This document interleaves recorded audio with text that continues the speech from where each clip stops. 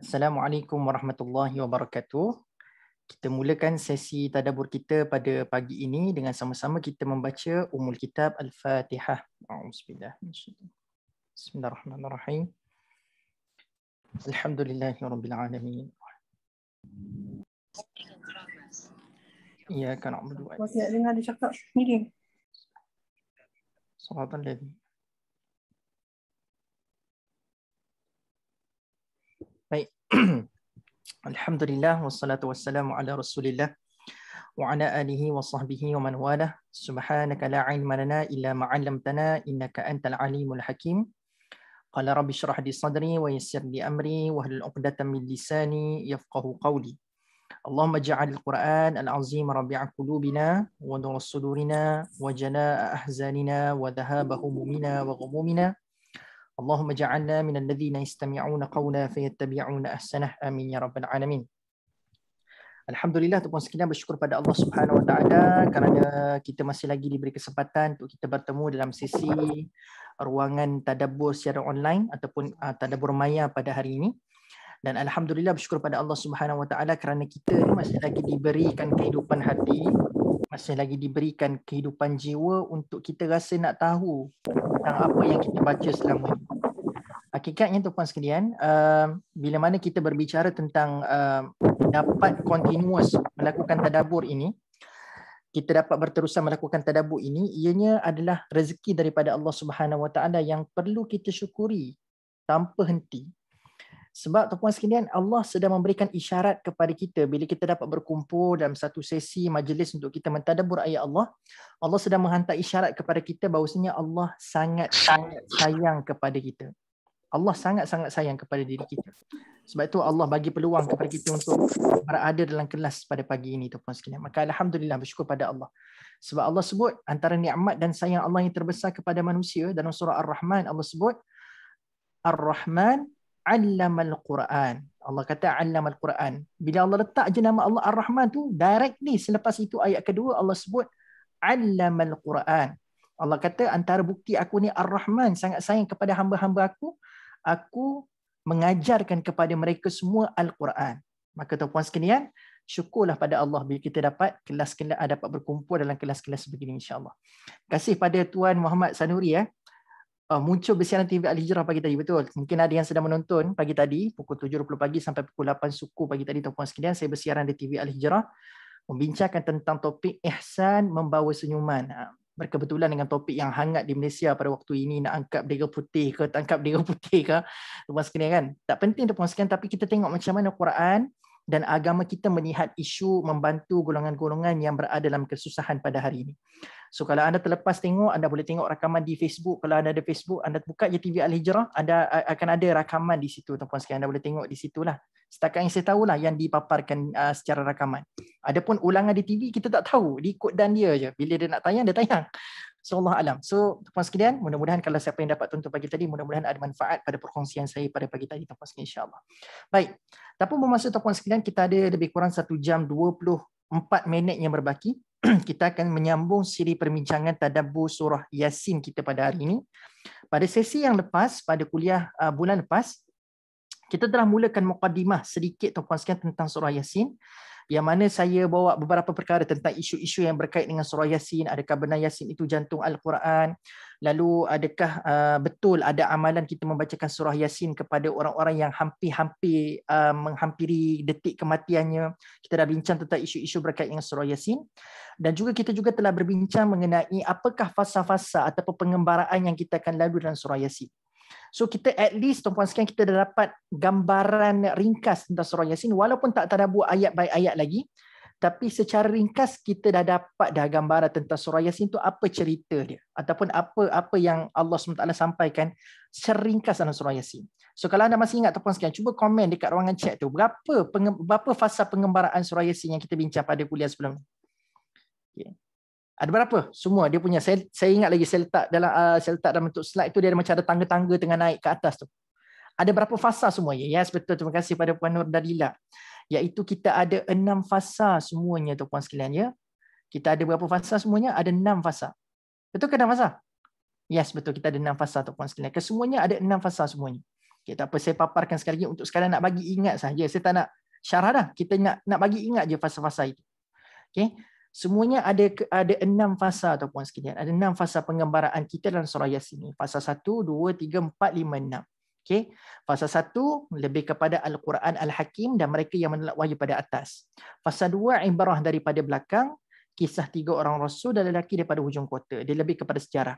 Fasa ketiga adalah ibarah daripada depan yang merujuk kepada alam sekeliling kita. Fasa keempat, walaupun dah bagi dah peringatan daripada atas, belakang dan depan, tetapi tuan-puan sekalian, fasa keempat menggambarkan semua arah-arah ataupun semua hidayah ini, atas, belakang, depan ini tidak memberikan kesan langsung. Sebab mereka tetap tidak mahu berfikir mengenai atas, belakang dan depan. Itu gambaran fasa keempat. Fasa kelima, kemusnahan menanti mereka sebab mereka dah tak mahu nak dengar. Mereka tak nak fikir tentang petunjuk-petunjuk yang Allah bagi dekat mereka. So, apa yang layak bagi mereka hanyalah kemusnahan. Sama ada dekat azab kubur ataupun waktu hari kiamat dan juga di neraka. Inilah azab-azab yang bakal menanti mereka. Kemusnahan yang bakal menanti mereka. Sebab mereka dah tak mahu nak fikir dah. Dan fasa yang terakhir adalah rumusan bagi kelima-lima fasa dalam surah Yasin. Okay, ini secara ringkas tuan-puan sekalian, nak bagi ingat balik. So hari ni tuan-puan sekalian, dalam masa yang ada ini, kita akan bincang fasa yang pertama. So kita akan cover daripada ayat yang pertama sampai ayat ke-12 surah Yasin. Tapi saya tak janjilah kita habis 12 ayat hari ni. Kalau anda tengok kelas tadabbur kita sebelum ni surah Al-Mulk pun 30 ayat, berapa sesi kelas tadabbur nak habiskan 30 ayat suratul Mulk.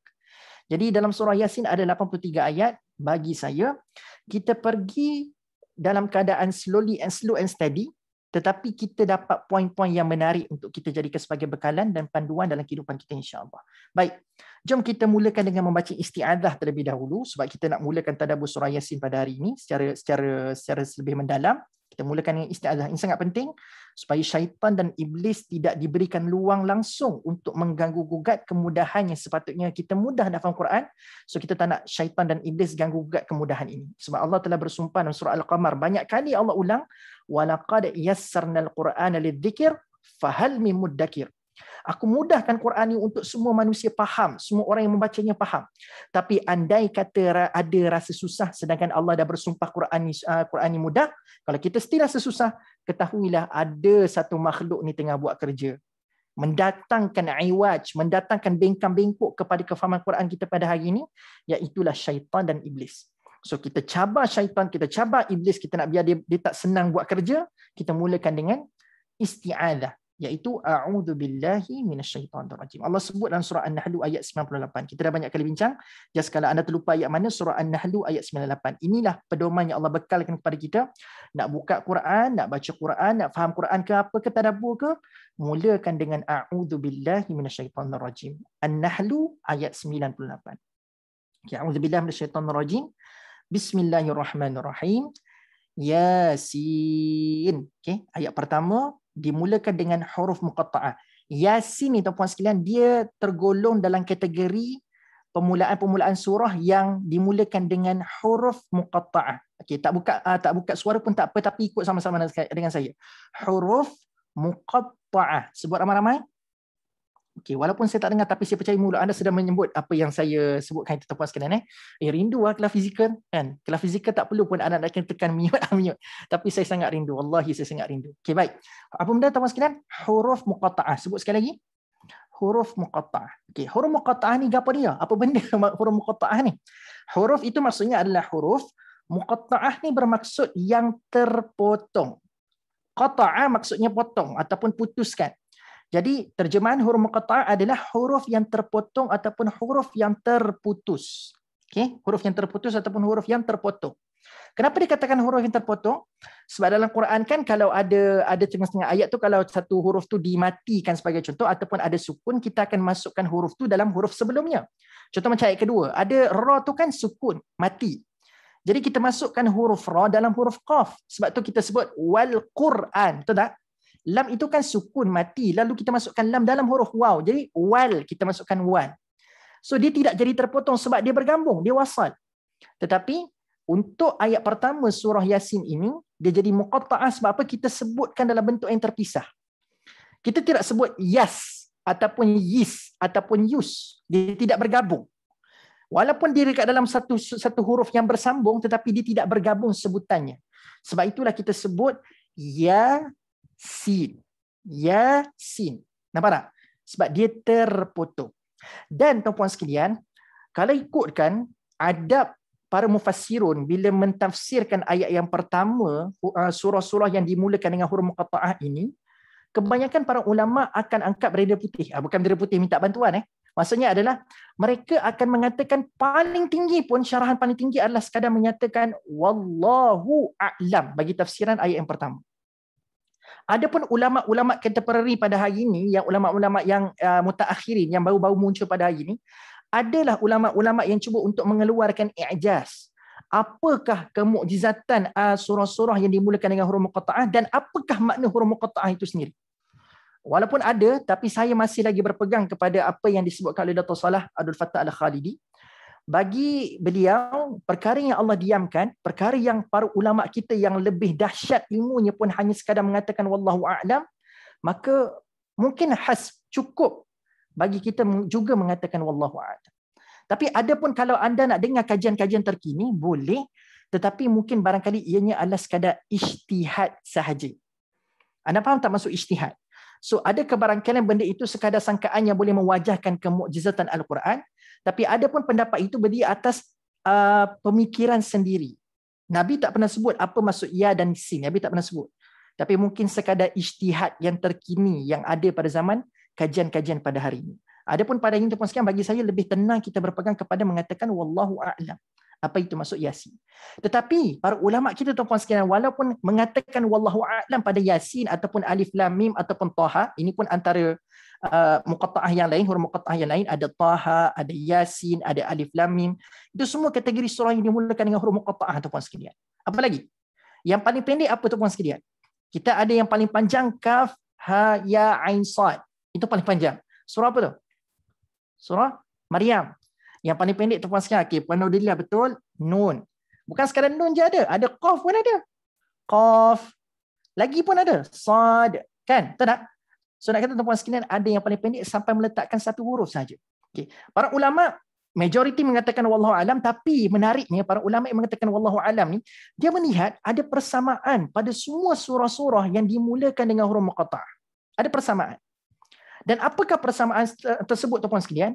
Kebanyakan, hampir semua kecuali satu, hampir semua surah-surah yang dimulakan dengan huruf muqatta'ah kecuali satu tuan-puan sekalian, selepas Allah mulakan ayat pertama huruf muqatta'ah, ayat kedua ataupun ayat ketiga, pasti Allah akan bicarakan mengenai Al-Quran ataupun Alkitab.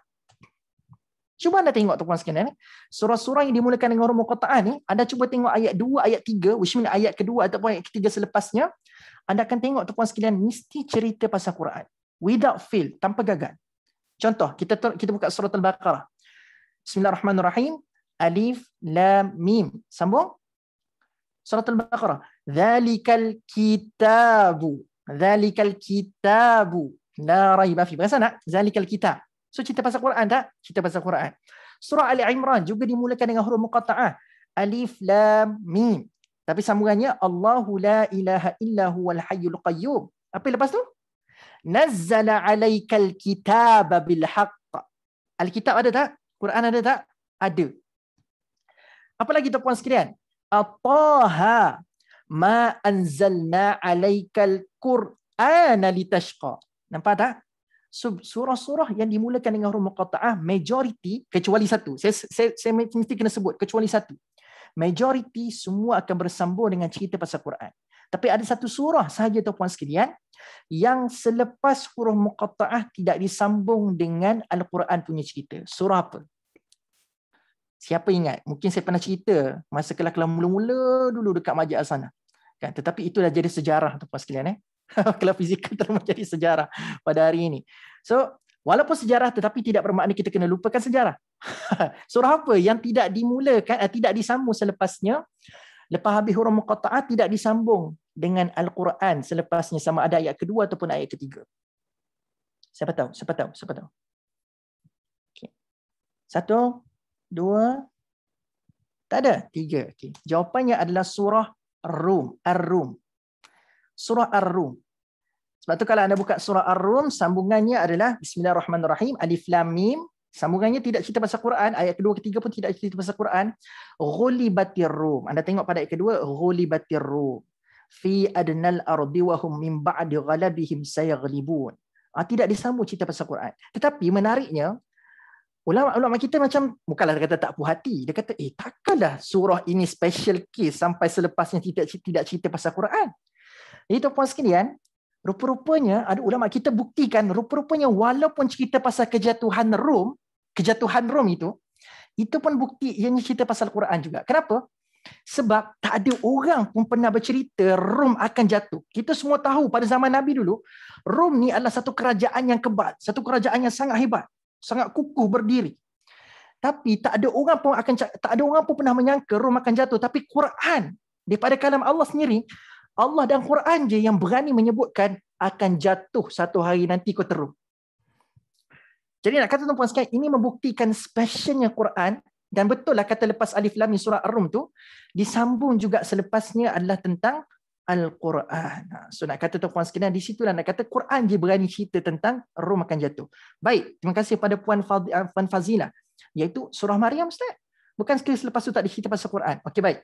Kalau anda tengok surah Maryam, Kaf, Ha, Ya, Ain, Sad. Kan ada perkataan ni, zikru. Perkataan zikru rahmati rabbika abdahu Zakaria.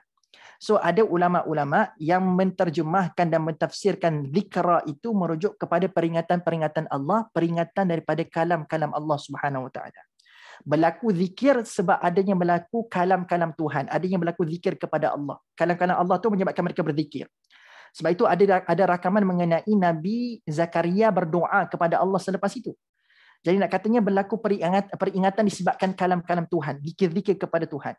Maka kalam-kalam Tuhan, zikir kepada Tuhan juga merujuk kepada Alkitab. Sebab tidak semua Nabi yang ada kitab pada dia. Tidak semua Nabi diberikan masahif kepada dia. Tapi nak katanya peringatan, asalkan perkara itu ataupun peringatan itu membuahkan zikir kepada Allah, ketahuilah zikir itu kita akan terzahirkan kalam-kalam Tuhan. Maka kalam Tuhan ini dipalikkan kepada apa? Kalam Allah, kalam Tuhan, Alkitab lah. Alkitab. So masih ada perkaitan. Walaupun jauh perkaitannya tetapi masih bersangkut paut dengan cerita pasal Alkitab itu sendiri. Boleh Puan Fazilah secara ringkas tentang kupasan iaitu surah Maryam. Baik. Jadi tuan-puan sekalian, kenapa mesti kebanyakan, kita katakan kebanyakan lah sebab tidak ada semua. So kenapa kebanyakan surah-surah dimulakan dengan huruf muqatta'ah disambung dengan Quran selepasnya? Sebab apa tuan-puan sekalian?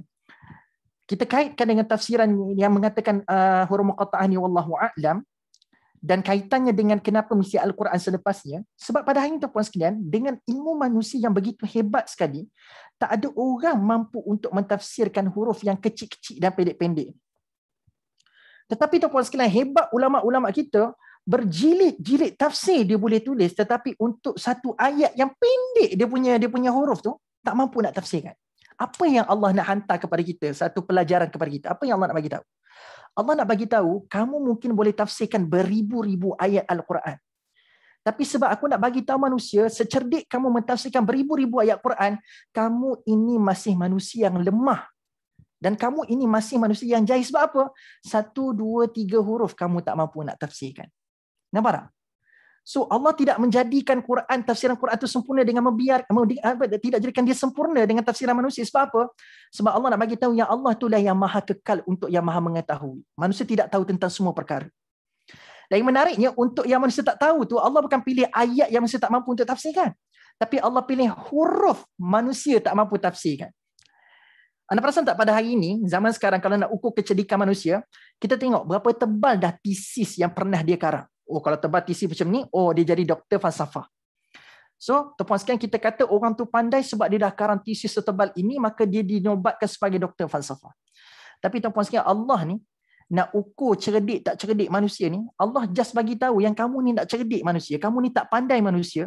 Bukan Allah bagi kitab tebal, tengok aku hebatkan, tebalkan kalam aku. Tak. Allah kata, aku tak perlu hantar kitab tebal-tebal nak bagi tahu manusia ni jahil. Cukup aku hantar 2-3 huruf pada manusia, bahawasanya kamu ni jahil. Sebab 2-3 huruf ini kamu tidak mampu tafsirkan, hanya sebaliknya mengatakan wallahu a'lam pada 2-3 huruf dalam Al-Quran ini. Nampak?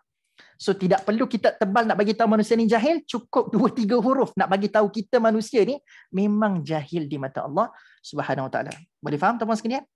So apa hikmah Al-Quran ni sama selepasnya? So Allah nak bagi tahu kalau kamu sudah sedar yang kamu ini adalah jahil, kamu ini orang yang perlukan panduan, perlukan ilmu, maka sebaik-baik panduan, sebaik-baik ilmu, maka kamu kena dekatilah Al-Quran kalau kamu tak tahu. Nampak tak itu perkaitan dia? Sebab kita ni jahil.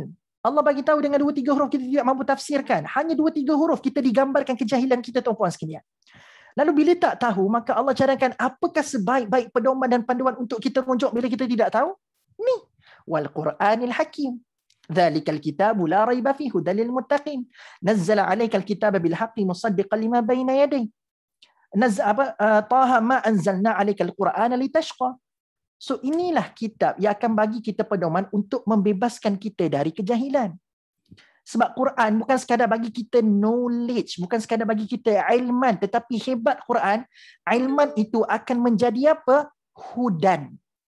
Wow. Hebat Quran ni bukan sekadar ilman, tetapi ianya akan membuahkan hudan. Tuan-puan sekalian, saya nak tanya. Kalau kita baca buku biasa, ada jaminan tak bila anda baca buku tu anda dapat knowledge, tapi anda juga boleh bagi satu jaminan anda juga dapat petunjuk daripada ilmu yang anda dapat? Sebab tidak semestinya anda belajar satu ilmu, anda praktiskan dalam kehidupan. Dia akan jadi benda yang berguna dalam kehidupan anda. Betul tak betul? Contoh. Waktu sekolah menengah, anda belajar kimia. Betul? Anda belajar kimia. Sekolah rendah pula, astagfirullahaladzim. Sekolah menengah. Sekolah menengah kita belajar kimia ataupun sekian. Anda punyalah gabungkan gas amonia. Mungkin ada cikgu kimia kat sini. Contoh saya ya, cikgu-cikgu sekalian. Gabung gas ni, campur chemical ni, campur chemical ni. Anda duk belajar benda tu. Tiba-tiba anda go along our life, go along your life, tiba-tiba anda tak ceburi pun bidang kimia. Dulu anda pernah belajar ni, gabung gas ni, gabung chemical ni jadi macam ni. Tapi lepas tu dia tidak menjadi pun hudan untuk anda. Anda mungkin tidak praktiskan pun benda tu dalam kehidupan anda selepas anda belajar tu. Dia mungkin sekadar berdiri atas dasar ilmu sahaja, tetapi tidak menjadi amal ataupun panduan, petunjuk. Nampak tak? Tapi Quran punya hebat, segala bentuk ilmu yang anda belajar daripada Quran, dia relevan untuk semua. Apa jua pangkat anda, dia sentiasa akan menawarkan panduan dan petunjuk. Nampak? So ini antara kemukjizatan Al-Quranul Karim. Semua ilmunya akan menjadi panduan dan pedoman dalam kehidupan kita. Yang kita tak mampu nak selektif pun. Kita wajib mengambil panduan kepada semua ayat yang kita baca, kepada semua ilmu yang kita dapat daripada Quran. Kita tidak ada choice. Pada ilmu-ilmu dunia ataupun saya mungkin kita ada choice. Saya bukan bidang saya. Saya dekat universiti, saya tak ceburi pun bidang kimia. So anda boleh pilih untuk teruskan ke tidak, untuk mengamalkan benda tu ataupun tidak. Nampak tak? Anda boleh pilih. Tapi Quran, apa choice anda ada?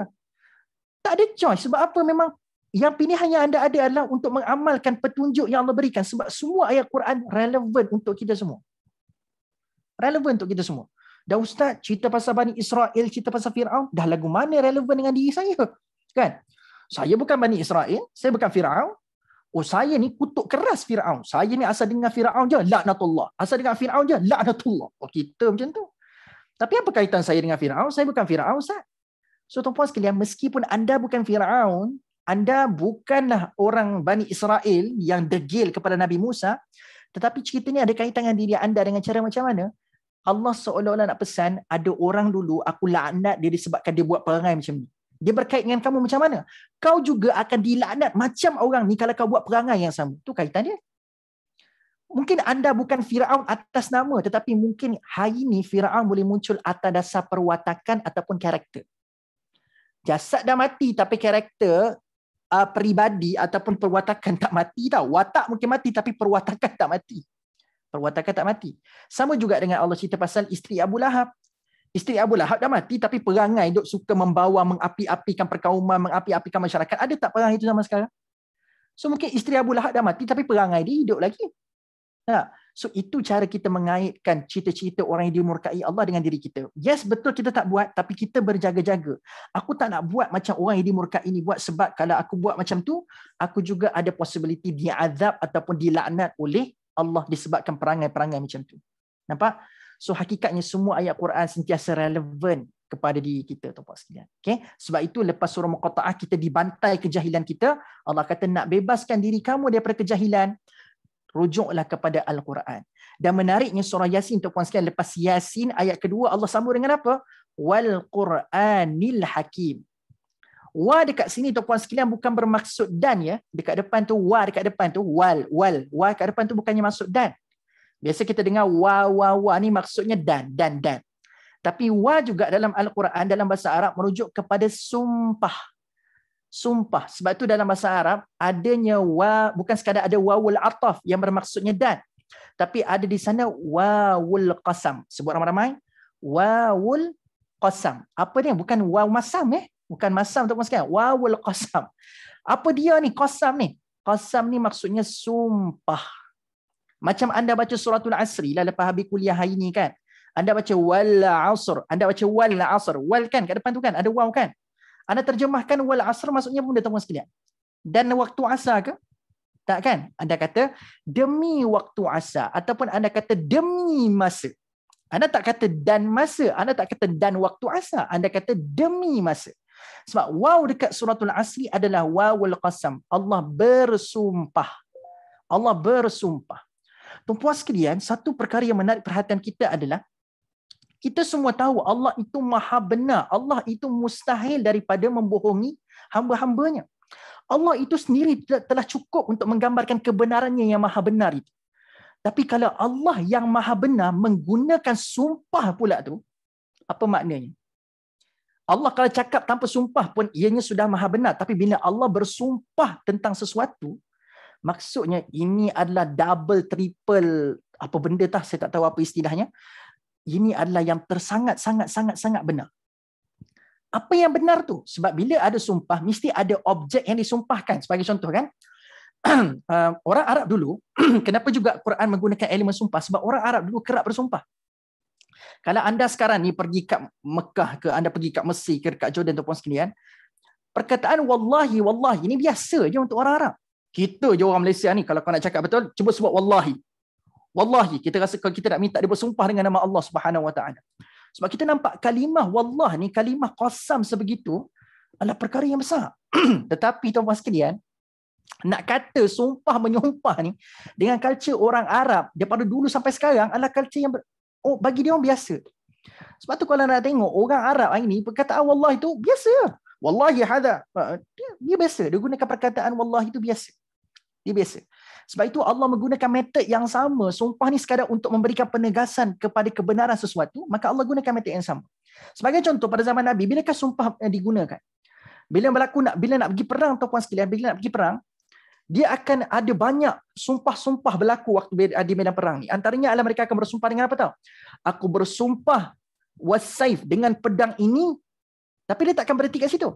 Sumpahnya tak akan berhenti kat situ. Dia akan mulakan dengan aku bersumpah dengan pedang ini. So dia akan sebutlah apa objek yang disumpahkan itu. Tapi objek tak akan lengkap kalau tak ada subjek. Mesti ada sebab kenapa pedang dipilih sebagai objek sumpah. Mesti ada sebab. So aku bersumpah dengan pedang ini yang aku akan bunuh kau lepas ni. Nampak tak?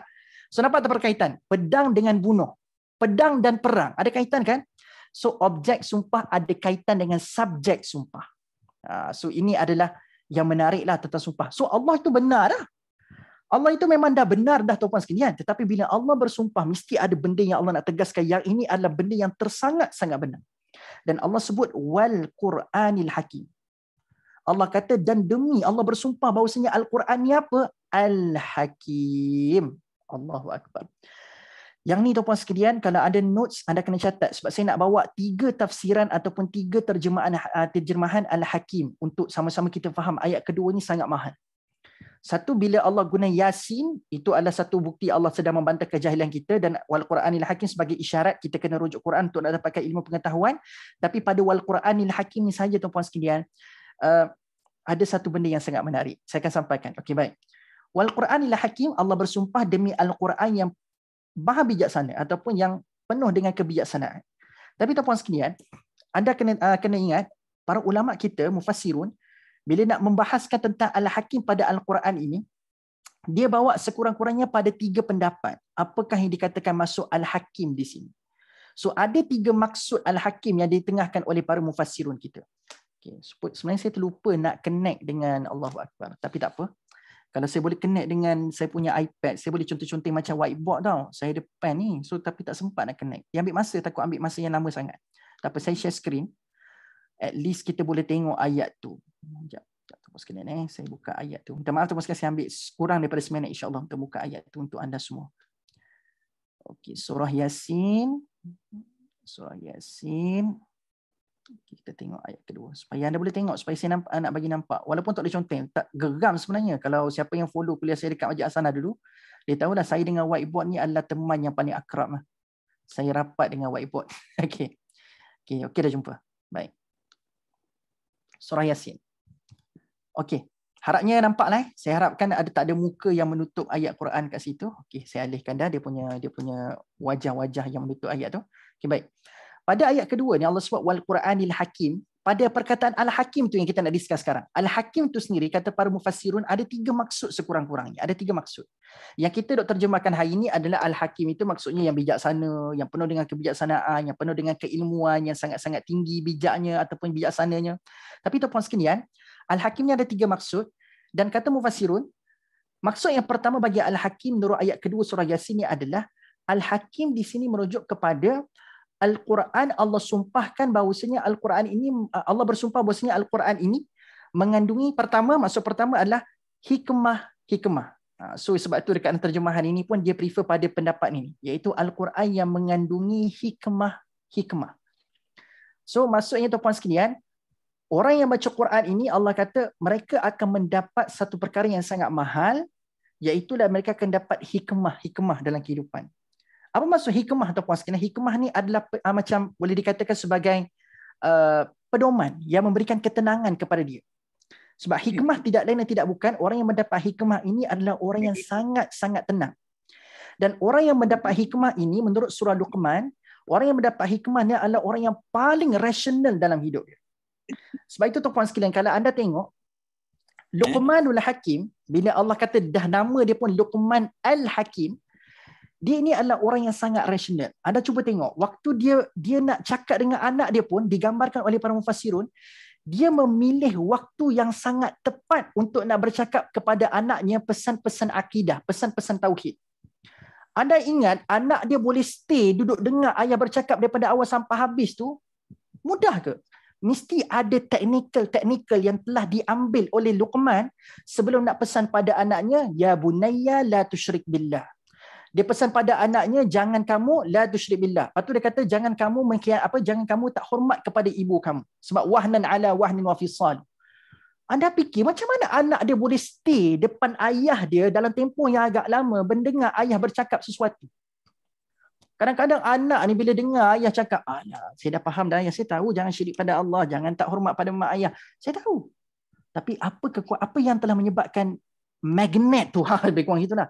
Apa tarikan yang ada pada waktu itu? Rupanya tuan-puan sekalian, ada satu perkataan pada surah Luqman itu menggambarkan Luqman nak bercakap dengan anak dia, dia memilih waktu yang terbaik dan memilih bahasa yang terbaik untuk bercakap dengan anak. Sebab itu ada yang mengatakan Luqman memilih waktu yang anak dia memang tengah lapang, tak buat apa-apa. Macam mana anda nak expect anda nak dengar cakap anda pilih waktu dia tengah duk khusyuk main game, anda nak pesan, anak jangan syirik kepada Allah Subhanahu Wa Taala. Kalau dia tak pandang wajah anda pada waktu itu ataupun dengar sekadar mengatakan okey abi, okey ayah, anda jangan kecil hati. Sebab apa? Anda tak pilih waktu yang tepat nak sampaikan pesan yang betul. Nampak tak? Dia mungkinlah boleh menyebabkan orang tu sentak berhenti main game kejap. Tetapi tuan-puan sekalian, memilih waktu yang terbaik untuk bercakap dengan anak ini juga sangat-sangat penting. Okay? So, poin saya adalah orang yang mendapat hikmah seperti Luqman Al-Hakim, dia dapat hikmah sebab Allah sebut wa ataina Luqman al-hikmah. Luqman itu orang yang mendapat hikmah. So, orang yang mendapat hikmah adalah orang yang rasional. Ayah ni nak selamatkan anak, memang desperate nak selamatkan anak.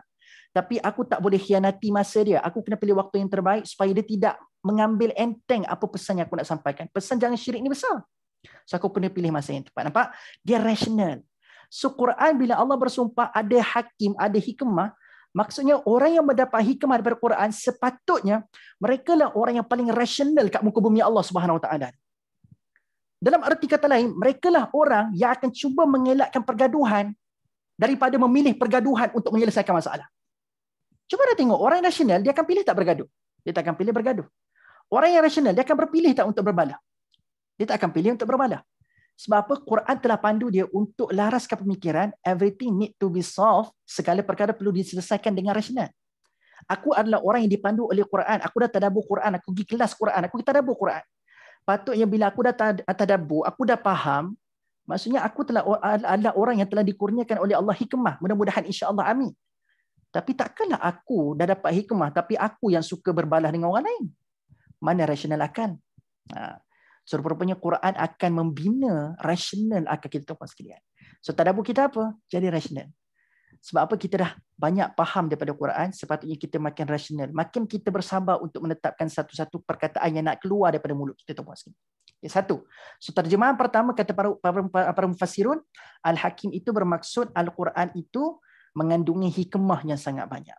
Pertama. Yang kedua tuan sekalian, Al-Hakim juga bermaksud Al-Quran, demi sesungguhnya Al-Quran ini mengandungi apa? Hukum hakam yang tetap dan teguh. Hukum hakam yang tetap dan teguh. Sebab itulah daripada perkataan hakim, dia boleh wujud kata terbit perkataan hikmah daripada word yang sama. Sebab hakim kan, root wordnya adalah hakama. Hakama, itu root word, kalimah asal dia. Hakama membentuk al-hakim, kata terbitan. Di ibarat dia macam tambah imbuhan lah tuan sekalian. Kalau bahasa Melayu kan, kata akarnya tumbuk. Tetapi bila tambah imbuhan, menumbuk. Tambah imbuhan lain, tertumbuk. Lebih kurang macam itulah. So dalam bahasa Arab pun ada kata terbitan tuan sekalian. So wordnya adalah hakama. So hakama bila diterbitkan juga boleh bentuk al-hakim. Dan bila diterbitkan juga dalam imbuhan yang lain, boleh bentuk apa benda tuan sekalian? Hikmah yang kita sebutkan tadi. Kata terbitan yang lain juga boleh muncul daripada hakama adalah hukum. Hukum. Sebab datang daripada root word yang sama. Sebab itu mufassirun mengatakan maksud kedua adalah demi Al-Quran yang mengandungi hukum hakam yang tetap dan teguh. Oh, tuan-puan sekalian, hebat tau kalau kita faham pada poin kedua ni. Dia sangat-sangat membuka minda kita. Menarik ni tuan-puan sekalian, Allahu Akbar. Nabi ni orang biasa yang dilantik dan dipilih oleh Allah Subhanahu Wa Taala sebagai rasul untuk menyampaikan kebenaran. Dan antara bukti Nabi Muhammad sallallahu alaihi wasallam menyampaikan Al-Quran bukan ciptaan dia, sebaliknya ianya adalah satu kalam yang Allah suruh dia sampaikan sahaja. Anda boleh bayang tak? Dia tak ada jawatan. Nabi tak ada jawatan pun dekat Mekah. Tapi dalam dia menyampaikan dakwah, dia kata kau kena buat tu, jangan buat ni. Kau kena tinggalkan tu, kau kena buat benda ni. Jadi macam Nabi orang biasa tapi suruh do and don'ts. Do and don'ts. Buat tu, jangan buat ni. Nabi bukan pemimpin. Untuk nak tegah orang jangan buat tu, nak paksa, bukan paksa lah. Nak suruh orang buat benda ni. Tuan-tuan sekalian, Nabi bukannya pemimpin ataupun ada title ataupun ada jawatan untuk nak buat sedemikian. Tapi inilah bukti yang Nabi tak reka apa yang disampaikan. Nabi just deliver je. Daripada kalam Allah yang maha raja itu, yang maha menghukum itu, maka Nabi cuma sampaikan sahaja apa yang Allah minta Nabi sampaikan. Sebab itu dalam Quran penuh dengan hukum hakam. Kena solat, kena tunaikan zakat. Kalau Nabi bukan raja, tak layak Nabi nak sebutkan macam tu. Tapi sebab Nabi ni diperintahkan Allah untuk sampaikan je. Hakikatnya bukan Nabi yang sampaikan, tapi Allah, Raja sekalian alam yang sampaikan perkara ini. Nampak tak? So dengan faham poin kedua ni juga kita akan menolak idea bahawasanya Al-Quran ini adalah ciptaan Nabi Muhammad SAW. Sebab apa? Terkandung hukum hakam yang tetap dan teguh. Anda bayangkan Nabi bila sebut hukum hakam, Nabi tak kata ikut suka kamu lah. Nabi tak hesitate pun. Nabi langsung tak ragu-ragu nak sampaikan hukum hakam tu kepada orang yang mendengar. Daripada mana kekuatan itu datang? Sebaliknya mestilah kekuatan itu datang sebab Nabi yakin aku cuma sampaikan daripada yang raja sekalian alam ini. So bukan daripada aku. Sebab tu kenapa aku nak takut? Sebab aku cuma sampaikan sahaja. Bukan aku yang cipta benda ni. So kekuatan itu datang daripada mengetahui Al-Quran Al-Hakim yang mengandungi hukum hakam daripada Allah yang tetap dan teguh. Sebab tu Nabi tak berganjak daripada apa yang Nabi sampaikan. Nampak tak? So itu adalah poin kedua. Tapi poin ketiga ni juga menarik ataupun saya kata mufassirun. Poin ketiga ataupun maksud ketiga bagi Al-Hakim adalah, iaitulah Al-Hakim juga kalau tadi berbentuk hikmah, hukum. Yang ketiga adalah Al-Ihkam. Saya tak tahu nak ejim macam mana. Alif, lam, hamzah dekat bawah, ha, kaf, alif, mim. al-ihkam. Okay. Apa maksud al-ihkam tuan-puan sekalian? Al-ihkam ni bermaksud Al-Quran ini sentiasa terjahit di antara satu sama lain. So Allah bersumpah bahawasanya Quran ini bukan sekadar ada hikmah, bukan sekadar ada hukum yang tetap dan teguh, tapi Al-Quran ini juga Allah bersumpah bahawasanya dia sentiasa terjahit di antara satu sama lain. Kenapa dikatakan terjahit? Apa yang dimaksudkan dengan terjahit ni tuan-puan sekalian? Terjahit. Kenapa? Okey tak? Dia macam terputus tadi. Terputus tadi. Apa perkataan Ustaz terjahit? Ya, terjahit di antara satu sama lain. Oh, tadi terputus ke? Terputus ke tadi kuliah saya? Tak, okey. Dia terjahit di antara satu sama lain. Anda tahu tak maksud terjahit ni macam mana? Apa yang dimaksudkan Allah dengan yang ketiga tu maksudnya terjahit. Terjahit ni maksudnya adalah Allah nak buktikan bahawasanya Quran ini pengisiannya sentiasa bertemu, sentiasa related between each other. Sebab itu, saya tak tahu anda nampak ke tidak. Saya alihkan kamera saya je. Okey. Anda nampak tak kitab ni? Ni. Nak ambil takut saya punya tercabut saya punya headphone. Ni. Kitab ni. Ni jadi whiteboard saya sekarang. Okey, ni. Kitab kat sini ni. Nama kitab ini adalah Nazmud Durar. Okey. Apa nama kitab ni? Nazmud Durar. Yang dikarang Nazmud Durar yang dikarang oleh Al-Biqai rahimahullah. Al-Biqai. Okey, Nazmud Durar. Apa kelebihan Nazmud Durar? Nazmud Durar juga tergolong dalam kategori kitab tafsir. Dan tafsir Nazmud Durar ini banyak memberikan fokus kepada apa tahu? Kepada hubung kait di antara dua perkara. Yang pertama, hubung kait di antara surah. Contoh daripada Fatihah nak bagi Baqarah. Apa kaitan Fatihah dengan Baqarah? Daripada Baqarah nak pergi Imran. Apa kaitan Baqarah punya pengisian dengan Imran punya pengisian? Al-Imran nak pergi An-Nisa. Apa kaitan pengisian Al-Imran dengan pengisian An-Nisa? So Nazmud Durar Al-Biqai dia buat kerja tu. Tafsir dia prefer untuk membongkar rahsia di sebalik hubung kait di antara surah-surah dalam Quran, susunan surah dalam Al-Quran. Takkanlah Allah daripada An-Nisa nak pergi Al-Maidah langsung terputus terus pengisiannya. Jadi Nazmud Durar Al-Biqai kerja buat dia adalah usaha dia buat apa? Dia nak buktikan bahawasanya setiap surah nak pergi surah yang baru dia ada jambatan. Dia ada jambatan dia. Takkan Allah minta kita lompat pada satu lubang, lepas tu masuk kepada tempat yang berbeza. Tak. So Allah akan biarkan kita tuan-puan sekalian ada jambatan yang menghubungkan di antara surah. So itu adalah perkaitan pertama, perkaitan di antara surah. Terjahit di antara surah-surah dalam Al-Quran. Dan juga tuan-puan sekalian, yang kedua yang dimasukkan dengan terjahit ini adalah terjahit di antara ayat-ayat dalam surah itu. Terjahit di antara ayat-ayat dalam surah itu. Dalam arti kata lain, ayat 1 nak pergi ayat 2 ada kaitannya. Ayat 2 nak pergi ayat 3 ada kaitannya. Ayat ketiga nak pergi ayat keempat ada kaitannya. Dia takkan berlaku ayat 1 cerita benda lain, ayat 2 totally lain. So dia tak macam tu. Dia mesti ayat 1 tu dia pertemukan dengan ayat sebelum. Ayat kedua dia pertemukan ayat sebelum. So dia terjahit pada dua keadaan. Dia terjahit di antara surah-surah. Yang kedua adalah dia terjahit di antara ayat-ayat. So ni antara poin ketiga yang dikatakan al-ihkam, terjahit di antara satu sama lain. Di ibarat yang macam ni tuan-puan sekalian, mungkin saya pernah cerita pasal analogi. Ibaratnya kalau anda seorang cikgu penanda kertas bahasa Melayu SPM baru-baru ni sebagai contoh, kita minta anak murid kita ataupun yang ambil ujian tu tulis karangan 6 perenggan. Lalu tuan-puan sekalian, kita akan nilai manakah student yang baik. Student yang pertama dia tulis perenggan pertama berkait dengan perenggan kedua. Perenggan kedua berkait dengan perenggan ketiga sampai perenggan ke-6. Dan perenggan ke-6 tu dia buat konklusi dengan sangat cantik. Maka kita kata ini student yang baik ke tak baik? Student yang baik. Tapi kalau ada student kedua, perenggan contoh topik karangan tu adalah makanlah buah-buahan tempatan. Contoh. Perenggan pertama pendahuluan ada dah sikit dia punya muka-muka tu cerita pasal buah-buahan tempatan. Tiba-tiba masuk poin kedua duk cerita pasal telefon lah. Poin ketiga duk cerita pasal sayur-sayuran lah. Orang duk cerita pasal buah ni. Kan?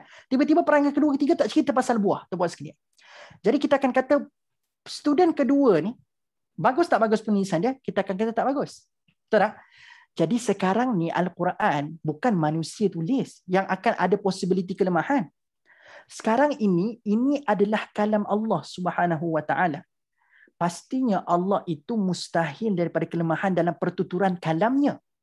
maka mestilah Allah sifar daripada kelemahan tidak berkait 1, 2, 3, 4, 5, 6. Tidak berkait di antara Fatir nak pergi Yasin, Al-Ma'idah nak pergi Al-An'am, mesti ada kaitan, semuanya ada kaitan tuan sekalian. So ini adalah poin ketiga, terjahit di antara satu sama lain. Okay. Sebagai contoh tuan sekalian, saya panjangkan sikit pada poin ketiga ni sebab kita nak buktikan bahawasanya Quran ni memang perfect, sempurna dari sudut penggunaan bahasa, daripada susunan. Sebab nazmun, maksud nazmun durar, nazmun tu bermaksud susunan, juga perfect daripada sudut susunannya tuan sekalian. Ini antara hebatnya kalam Allah.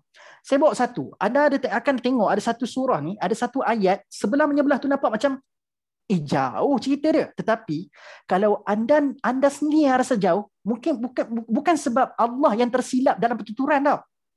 Tetapi bila anda tak jumpa perkaitan di antara ayat tu, barangkali ilmu kita yang tak sampai untuk menghubungkan di antara dua perkara itu. Ulama-ulama kita alhamdulillah dah berjaya hubungkan, tapi mungkin sebabkan macam tak ada kaitannya, kita yang rasa tak ada kaitan. Tapi bila ulama kita bongkarkan ada perkaitan, memang logik. Memang logik. Okay, saya buat contoh saja. Dalam surah An-Naba, bila anda tengok ada ayat yang Allah sebut 2 kali tu, kalla saya'lamun, thumma kalla saya'lamun, kan? Dan surah An-Naba kan? Kalla saya'lamun, thumma kalla saya'lamun. Kalau anda tengok 5 ayat pertama surah An-Naba, nampak berkait tau. Amma yatasa'alun, anin naba'il azim, alladhi hum fihi mukhtalifun, kalla saya'lamun, thumma kalla saya'lamun. Cerita pasal orang yang bertanya-tanya tentang apa? Tentang hari yang besar. Lepas tu, alladhi hum fihi mukhtalifun. Mereka bercanggah-canggah pendapat tentang hari kiamat. Jadi ke tidak? Betul ke tidak? Ya ke tidak akan berlaku? Mereka bercanggah-canggah pendapat. Lalu Allah pun respon, kalla saya'lamun. One day you will know. Apa yang kamu debatekan ini, apa yang kamu perdebatkan ini betul ke salah? So kamu akan tahu satu hari nanti. Dan Allah ulang cerita pasal kamu akan tahu satu hari nanti ini 2 kali. One day you will know, thumma kalla saya'lamun. One day you will know. Tapi tiba-tiba ayat ke-6 surah An-Naba masuk cerita pasal apa tau? Alam naj'alil arda mihada. Tiba-tiba Allah bawa cerita pasal Allah ciptakan bumi sebagai tempat buaian kepada manusia. Mihada maksudnya buai. Tadi duk cerita pasal kegerunan hari kiamat, orang tengah berbantah-bantah ya ke tidak akan berlaku. Tiba-tiba ayat ke-6 masuk cerita pasal penciptaan bumi sebagai buaian kepada manusia, sebagai hamparan kepada manusia. Bila anda tengok ayat 5 ayat pertama nak pergi ayat ke-6, nampak macam tak ada kaitan. Tapi tuan-puan sekalian, ketahuilah sebenarnya ada kaitan. Kita je yang tak nampak perkaitan. Kita je bukan dengan ilmu kita lah. Mungkin ada setengah sekali yang tak nampak perkaitan sebab diukur dengan ilmu dia. Apa ni cerita pasal kiamat, dahsyat dah 5 ayat pertama, ayat ke-6 duk cerita pasal penciptaan bumi. Apa kaitan dia? So Allah menghubungkan 2 tema hari kiamat dengan pasal Allahu Akbar, pasal alam tadi, pasal bumi tadi. Kaitannya adalah Allah bagi tahu kenapa kamu tak percaya kiamat. Faktornya adalah sebab kamu tak nampak. Sebab benda tu tak berlaku lagi, benda kamu tak nampak. Tapi Allah nak bagi kita percaya kiamat dengan cara macam mana? Tak apa. Mungkin kamu susah nak percaya kiamat sampai kamu mukhtalifun, berbantah-bantah, bercanggah pendapat sebab kamu tak nampak benda tu berlaku depan mata lagi. It's okay. It's time for me untuk convince kamu, untuk yakinkan kamu dengan cara macam mana? Aku nak tarik perhatian kamu untuk tengok benda yang nampak. That's why bermula daripada ayat 6 sampai ayat 17 surah An-Naba, semua Allah heret benda-benda yang kita boleh tengok depan mata. Alam naj'alil arda mihada, bumi. Wal jibala autada, gunung. Wa khalaqnakum azwaja, pasangan. Wa ja'alna naumakum subata, tidur. Wa ja'alna al-laila libasa, malam. Wa ja'alna an-nahara ma'asha, siang. Wa banayna fawqakum sab'an shidada, langit. Tu banyak lagi tu ayat lain tu. Tapi nak katanya semua ayat tu daripada 6 sampai 16 ke 17 tak silap saya, 10 ke 11 ayat cover cerita pasal benda kita nampak. Tujuannya apa? Sebab Allah bagi tahu kamu tak percaya kiamat sebab kamu duk based on benda yang kamu nampak. Sebab kiamat kamu tak, sebab kamu tak nampak kiamat. Tak apa. Aku nak bagi tahu sekarang benda yang kamu nampak ni aku cipta benda tu. Dan kiamat ideanya adalah akan berlaku kehancuran. Aku nak tanya kamu, orang yang tengok benda-benda yang aku sebutkan daripada ayat 6 sampai 16, aku sekarang mengaku aku cipta benda ni. Dan tak ada pernah lagi manusia kat dunia mengaku dia cipta bumi, dia cipta langit, dia cipta siang, dia cipta malam, dia cipta pasangan. Tak ada. So aku je satu-satunya Tuhan yang mengaku aku cipta semua benda ni.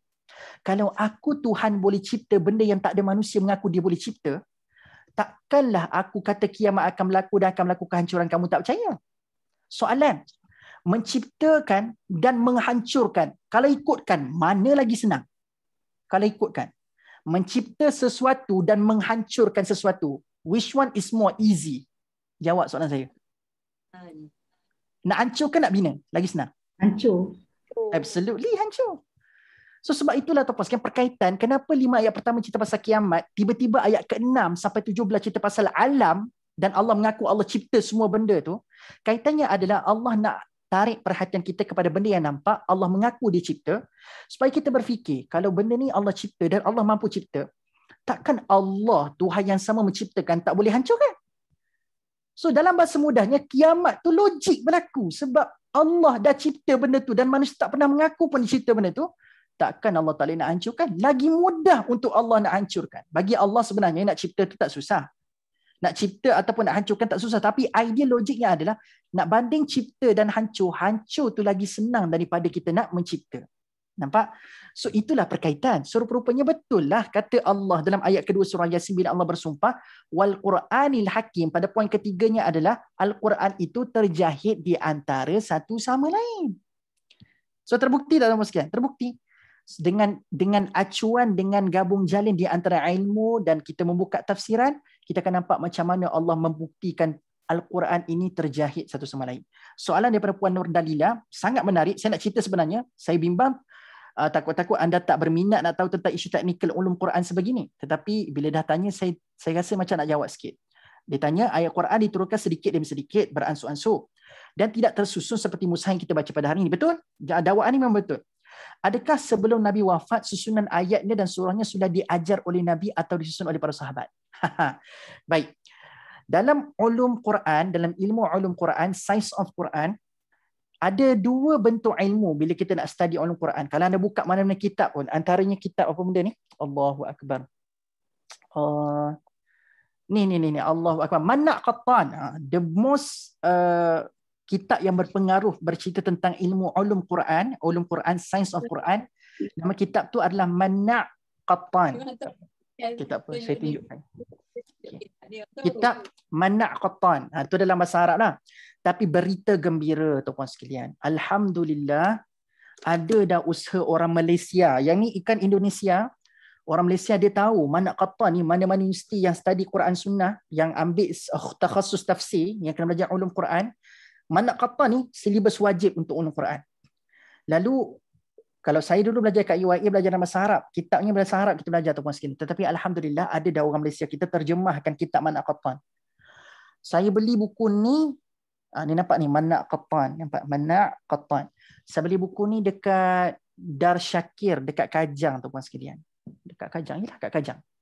Saya beli dekat Dar Syakir, ada. Kitab ni diterjemahkan. Saya tak tahu dekat Shopee ada ke tidak beli. Tapi kalau anda nak mula berjinak-jinak dengan Science of Quran, anda nak tahu isu teknikal, bila turun, siapa yang kumpul Quran, makiyah, madaniyah, semua asas-asasnya ada dekat dalam buku ni, Manak Qattan. Okay. Dan isu yang ditanya oleh Puan Nur Dalilah ni pun juga ada dibincangkan secara lumat dalam Manak Qattan. Tapi, permulaan buku ini membahaskan tentang perkara apa? Dalam ilmu ulum Quran ni, ilmu ulum Quran ni terbahagi kepada dua. Yang pertama adalah tauqifi.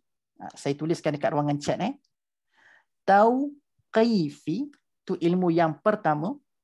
Dan adanya juga ilmu ulum Quran ini bersifat taufiqi. Dekat-dekat tu bunyi tu. Saya cuba anda tengok beza dekat mana. Dekat huruf F tu je. F dengan Q. Satu tauqifi. Yang kedua adalah taufiqi. Terima kasih kan. Puan Fazilah nak tanya soalan kan? Angkat tangan tu.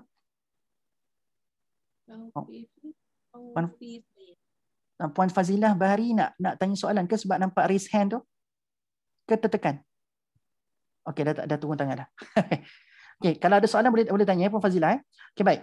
So, ada tauqifi, ada taufiqi. Okay, apa beza tauqifi dengan taufiqi? Nampak macam dekat-dekat je dia punya sebutan kan? Okey, tauqifi ni bermaksud satu ilmu yang anda boleh sekadar tahu kepada limit yang tertentu sahaja. So ada ilmu-ilmu dalam ulum Quran yang anda ada limit, yang anda tak boleh nak move further lagi dah, tak boleh pergi jauh lagi dah. Sebab tauqifi bermaksud waqaf. Dia datang perkataan waqaf. Ada ilmu-ilmu dalam ulum Quran yang anda bila anda study, anda baca, anda akan waqaf kat situ. Anda tak boleh move further lagi dah, tak boleh pergi depan lagi dah. Sebab anda akan akhirnya mengatakan bila satu ilmu dalam ulum Quran ni, akhirnya titik terakhirnya adalah mengatakan wallahu a'lam. So itu adab ataupun klasifikasi ilmu pertama yang kita belajar dalam ulum Quran. Ada ilmu yang anda tak boleh nak move further lagi dah. Anda just boleh mengatakan wallahu a'lam pada satu tahap ilmu yang anda tahu tentang ilmu tauqifi. Adapun ilmu taufiqi tuan-puan sekalian, dia boleh pincang jauh. Dia boleh expand, dia boleh berkembang dengan jauh. Puan Nurlela, apa nama kitab ulum Quran? Mana' Qattan. Mana' Qattan. Okay. Tauqifi, taufiki. So taufiki ni adalah benda yang anda boleh dapatkan petunjuk. Dia boleh expanding. Dia boleh membesar. Dia boleh merebak. So itulah ilmu taufiki. So kalau ilmu Quran tu, kalau anda tengok ada kajian-kajian baru dan unik tu, kebanyakannya adalah based on ilmu taufiqi. Tapi tauqifi dia stop. Dia akan ada satu titik anda akan reach the limit dan anda akan mengatakan Allah a'lam. Dan mengejutkan soalan daripada Puan Nur Dalila tadi, perbahasan mengenai susunan Al-Quran termasuk dalam perbahasan ilmu agak-agak mana? Taufiqi ke tauqifi? Dia termasuk dalam ilmu tauqifi. Tauqifi, dia bukan taufiqi. Okay. So dalam ilmu Al-Quran, bila berbicara tentang susunan Quran, tertibus suar, tertibul ayat, susunan kenapa ayat tu, kenapa surah pertama, saya tahu ikutkan wahyu pertama turun adalah surah Al-Alaq.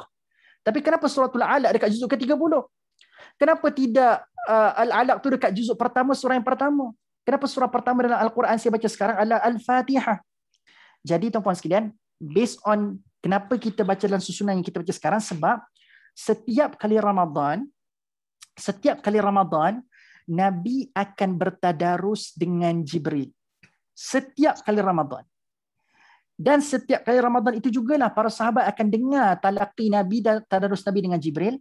Dan berpandukan itulah Zaid bin Sabit, Uthman bin Affan, Umar Al-Khattab ambil untuk diletakkan dalam penulisan selepas kewafatan Nabi. Sebab sepanjang Nabi hidup tidak berlaku penulisan Al-Quran. Tidak berlaku. Penulisan Al-Quran berlaku selepas Perang Riddah, tuan-puan sekalian. Iaitu bila Perang Riddah berlakunya 70 orang hufaz mati syahid dalam Perang Riddah tersebut. Jadi bila 70 orang hufaz mati syahid, Khulafa Ar-Rashidin pada waktu itu berfikir, kalau semua hufaz meninggal dunia, macam mana Quran akan tersebar pada masa akan datang kalau semua hufaz meninggal dunia? Maka cadangan daripada Sayyidina Umar terlebih dahulu, tuan-puan sekalian, mencadangkan untuk ditulis Al-Quran ini. Tapi tugas menulis Al-Quran ini disambung oleh Sayyidina Uthman bin Affan. So yang melengkapkan proses penulisan Al-Quran ini adalah Sayyidina Uthman bin Affan. Sebab itu resam kita baca hari ini dipanggil resam apa? Resam Uthmani. Nampak? Resam Uthmani. Jadi susunan itu di based on apa yang didengar waktu Nabi bertadarus dengan Jibril. So itulah kaedah yang digunakan oleh Zaid bin Sabit, ketua penulis kitab Al-Quran pada waktu itu. Dia tulis based on apa yang Nabi baca dengan Jibril waktu bertalaqi dan tadarus time Ramadan, setiap kali Ramadan itu. Cumanya tuan-puan sekalian, pada zaman Nabi dan waktu penulisan dulu tidak lagi berlaku tasmiyatus suwar dan tasmiyatul ajza. Maksudnya apa tuan-puan sekalian? Tidak berlaku penamaan surah dan tidak berlaku penamaan juzuk. So tak wujudlah surah Al-Baqarah, Al-Imran, An-Nisa. Tak ada, nama-nama tu tak ada. Bahkan Nabi pun tidak menamakan satu-satu surah. Cuba anda tengok hadis yang berbicara tentang fadilat baca suratul Muluk setiap malam. Adakah Nabi pesan kat kita taqra' suratul Muluk? Nabi tak sebut. Nabi sebut macam mana tuan-puan sekalian? Nabi akan sebut kalimah pertama pada surah yang dicadangkan untuk kita baca. Sebab tu taqra' tabarak. Kalimah pertama. Nampak tak? So kalimah pertama itulah kita pun cari apakah surah yang dimulakan dengan tabarak? Suratul Muluk. Nampak? So tuan-puan sekalian, inilah nak katanya kalau ikut nak bicara sejarah ni teknikal, tetapi soalan tu ditanya, sekarang nak bagi tahu daripada mana susunan itu berlaku. Dia datang daripada waktu Nabi, sahabat-sahabat dan mendengar bacaan yang dibaca oleh Nabi sepanjang Allahu Akbar, sepanjang bertadarus dengan Jibril alaihi salam. So secara teknikal begitulah.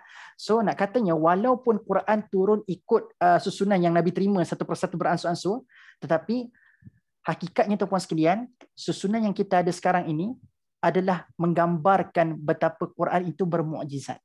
Quran itu bermukjizat. Okay. Maaf bertanya Ustaz, zaman Nabi dah ada penulis tapi tidak dikumpulkan dalam satu mushaf. Cuma zaman sahabat baru mula dikumpulkan. Betul ke kenyataan ini? Betul. Betul. Pada zaman Nabi ada dah orang cuba nak menulis tetapi dilarang oleh Nabi. Sebab apa? Pada waktu itu Nabi masih hidup. Dan Nabi berpegang kepada ayat suratul A'la. Allah menyebutkan sanuqri'uka fala tansa. Sebab ada jaminan daripada Allah kepada Nabi yang Nabi ni tak akan lupa every single ayat yang diturunkan kepada Nabi. Allah kata, la tansa. Wahai Muhammad, aku tahu kamu ummi, tapi kamu jangan bimbang walaupun sedikit sebab aku jamin apa yang aku turunkan dekat kamu ni, la tansa. Dia tak akan dilupakan sekali-kali pun kepada kamu.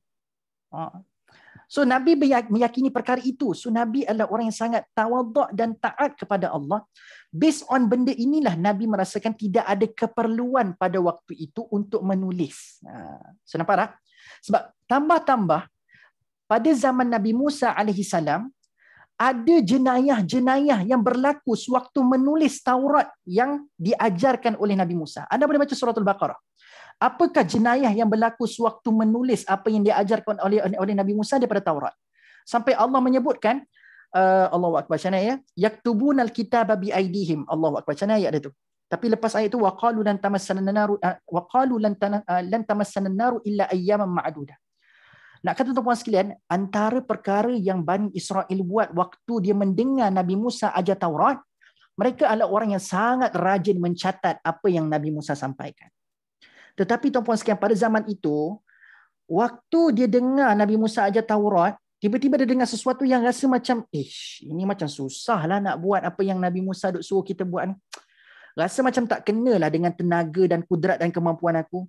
So, anda tahu tak apa yang Bani Israel buat? Dia bagus dah, dia mencatat apa yang Nabi Musa ajar. Tapi kesalahan jenayah yang dilakukan adalah dia mengeluarkan apa yang tak kena dekat fikiran dia. Dia keluarkan apa yang macam tak cocok dengan kemampuan dia. Dia tak tulis benda tu. Dia tulis dah cantik. Oh, dia rasa ni benda ni. Dia tulis. Tapi yang tak kena dengan diri dia tinggalkan daripada tulisan. Dan Nabi Musa tegur perkara ini. Ini adalah perkara salah. Bila kamu nak ambil agama, ambillah agama secara keseluruhannya. Jangan ambil sikit-sikit. So bila dia tahu benda ni salah, anda tahu tak respon degil Bani Israel kepada Nabi Musa waktu dah tahu benda tu salah dan terkantoi perkara ini, dia boleh pula respon, dia kata, okay, I admit this is wrong, aku tahu benda ni salah. Dan dia kata pula, waqalu, dia berkata apa? Lan tamassana an-naru illa ayyaman ma'dudah. Kalaulah Allah nak takdirkan kami ni masuk neraka disebabkan kesalahan ni, kami ni akan masuk neraka ayyaman ma'dudah je. Beberapa hari yang boleh dibilang je pun. Sebab kami bukan tolak semua agama kamu, wahai Musa. Bukan kami tak ikut Taurat secara keseluruhan. Cuma beberapa sahaja yang kami rasakan macam kami tak mampu buat, kami tinggalkan daripada penulisan kami. Nampak tak? So, dia kata kalau kami bersalah sekalipun, kami cuma akan masuk neraka melainkan ayyaman ma'dudah. Hari yang boleh dibilanglah dengan jari. Angkuh tak angkuh statement Bani Israel, teman sekalian. Angkuh, So dia rasa macam tak, kalau dia kata salah-salah, tapi kalau masuk neraka beberapa hari je pun, lepas tu keluarlah balik. Lepas ni masuk syurga balik. Sebab kami kan beriman, syahadah kami mesti sama. Kami bertuhankan Tuhan kepada Nabi Musa. Cuma ada beberapa benda je, kalau nak masuk neraka pun, beberapa hari je pun, tak apalah. Nak katanya simple minded macam ni dah ada pada zaman dulu lagi, tuan-tuan sekalian. Tak terkejut hari ni ada orang yang tak apalah, buat dosa je pun. Bukan aku buat dosa semua, bukan banyak sangat dosa aku buat pun, sikit-sikit je pun. Kalau masuk neraka pun sekejap je, lepas ni keluar balik masuk syurga sebab aku ada syahadah lagi, la ilaha illallah Muhammadur Rasulullah. Tu dia.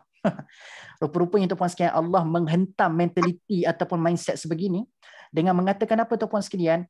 Allah kata, bala man kasaba sayyi'atan wa ahatat bihi khati'atuh fa ulaika ashabun nar hum fiha khalidun.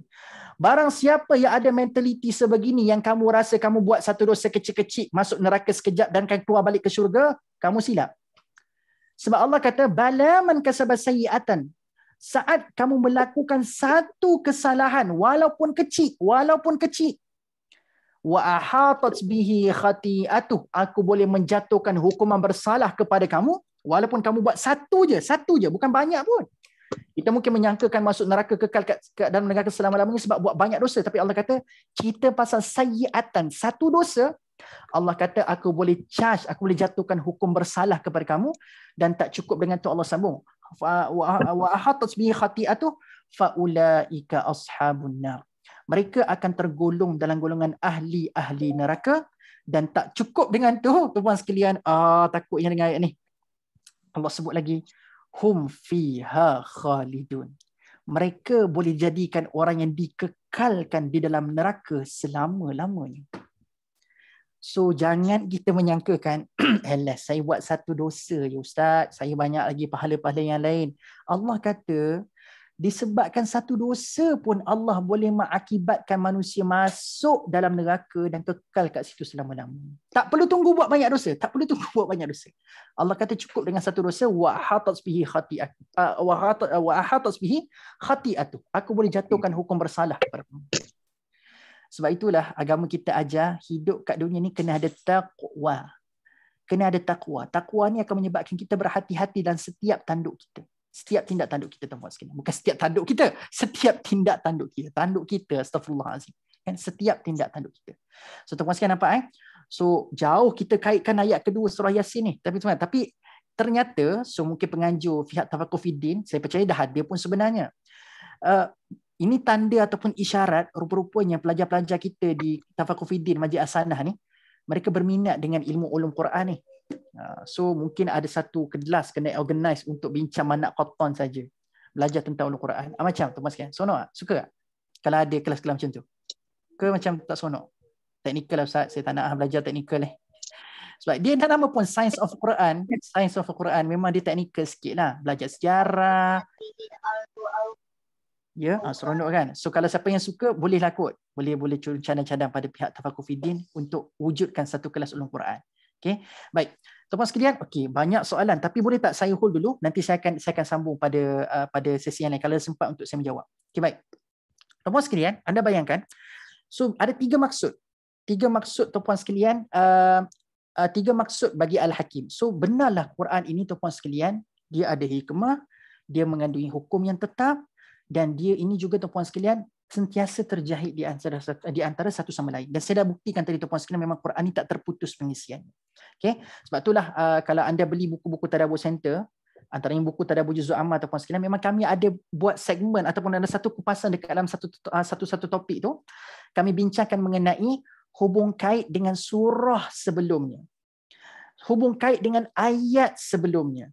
Dalam ulum Quran kita sebut sebagai ilmu munasabah, ilmu keterkaitan, tanasuk, munasabah, ilmu munasabah bainas suwar ataupun munasabah bainal ayat, keterkaitan di antara surah dan keterkaitan di antara ayat. Ini adalah maksud yang ketiga bagi wal Quranil Hakim. So ada Puan Haji Mazlan kata ada tu manak qattan tadi ilmu Quran, ada kot. Harapnya yang anda dapat terjemahan bahasa Malaysia lah. Sebab kalau dapat bahasa Indon mungkin boleh faham juga. Tetapi nak katanya, yelah, sebab kalau boleh dapat yang ni memang totally bahasa Melayu. Orang Malaysia kita yang terjemahkan buku ni. Okay, baik, sambung. So bila Allah sebut wal Quranil Hakim pada ayat kedua, disambung lagi dengan apa tuan-puan sekalian? Innaka laminal mursalin. Sesungguhnya engkau wahai Muhammad dari rasul-rasul yang diutus. Dari rasul-rasul yang telah diutus. Kita, kalau anda baca ayat ni, kalau nampak macam biasa, ya mungkin sebab anda semacam tak ada kepentingan untuk bertanya soalan ni. Tetapi kalau anda orang yang alert, anda perasan tak bila dekat ayat ketiga ni Allah sebut innaka laminal mursalin. Al-mursalin bermaksud orang-orang yang diutus. Apa persoalan yang akan muncul tuan-puan sekalian bila kita baca ayat ketiga ni? Innaka laminal mursalin. Sesungguhnya Nabi itu kamu wahai Muhammad daripada kalangan orang-orang yang diutus. Apa soalan yang mungkin akan muncul dalam kepala kita? Iaitu siapa yang utus? Nampak tak? Kita mungkin akan tertanya-tanya siapakah yang mengutuskan Nabi Muhammad SAW. Dan bila sebut al-mursalin, minal mursalin, dari kalangan orang-orang yang telah diutus, maksudnya Nabi Muhammad is not the first one. Nabi Muhammad ni adalah dari salah seorang daripada orang yang diutus. So ada dua lah persoalan yang kita munculkan kat sini. Yang pertama, siapa yang utus? Yang kedua tuan-puan sekalian adalah, rupa-rupanya Nabi Muhammad is not the first one. Nabi Muhammad itu adalah salah seorang sahaja daripada orang-orang yang diutuskan. Okay, baik. Apa yang kita boleh faham daripada poin yang ketiga ni tuan-puan sekalian? So kita akan nampak tuan sekalian pada poin yang ketiga ini, bila Allah bagi tahu sesungguhnya Nabi Muhammad itu, kamu wahai Muhammad daripada orang-orang yang diutus. So jelas kat sini Allah nak bagi tahu kepada kita bahawasanya Nabi Muhammad itu adalah orang yang memang jelas bukan bawa ideologi dia sendiri. Dia cuma adalah orang yang mendapat risalah dan dia wajib menyampaikan kepada orang sekeliling dia. So ini adalah berkait rapat dengan poin yang kedua pada Al-Hakim tadi, iaitu yang mengandungi hukum hakam yang tetap dan kukuh. So buktinya kenapa dikatakan bukan daripada Nabi Muhammad, sebab Nabi Muhammad itu cumalah al-mursalin. Sebab dia adalah orang yang diutus sahaja untuk menyampaikan kepada kamu. Bukan dia cipta benda ini. So jelas Nabi bercakap bagi pihak Allah Subhanahu Wa Taala. Dan tuan-puan sekalian, poin kedua saya sebut tadi, dia adalah bukan orang yang pertama, tetapi dia adalah salah seorang daripada orang-orang yang diutus. So apa pelajaran kita dapat kat sini? Dan apa juga poin ini berguna untuk Nabi? Dan macam mana poin ini ataupun ayat ini berguna untuk Nabi? So Nabi sekarang sudah tahu tuan-puan sekalian bahawasanya apa pun yang aku lalui sepanjang melakukan dakwah kepada orang Mekah, sebab ayat surah Yasin surah Makiyah, apa pun yang berlaku dekat aku pada hari ini, cabaran ke, suka ke, duka ke dalam berdakwah kepada orang Quraisy di Mekah ini, apa pun cabaran aku lalui, aku kena yakin dan kena beriman bahawasanya aku ni minal mursalin. Maksudnya I'm not the first one. Aku bukan orang yang pertama.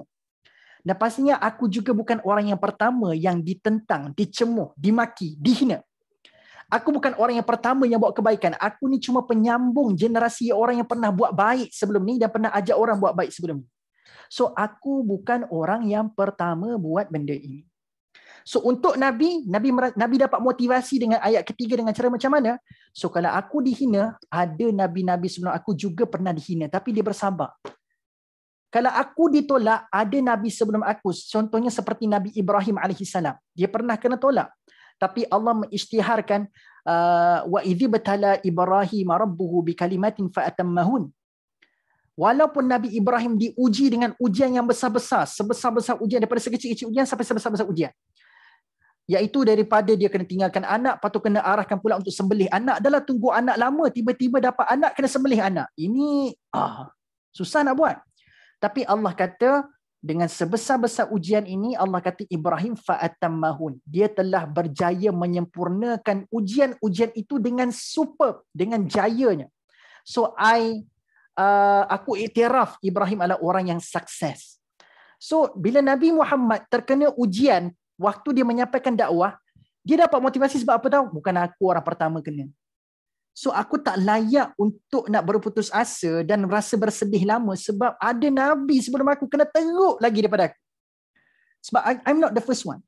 Kalau aku rasa diri aku mulia menyampaikan kebaikan kepada orang lain, aku tak boleh rasa aku mulia sangat sebab dah ada Nabi sebelum aku dah buat kerja yang sama. Kerja yang sama. So Nabi diajar dengan dua perkara yang perlu dijadikan sebagai muhasabah. Tak boleh nak cepat putus asa sebab dia bukan orang yang pertama kena uji, dan dia tak boleh rasa dia tu orang yang paling mulia sangat sebab dia bukan orang yang pertama yang buat kebaikan menyampaikan dakwah ini. Nampak tak?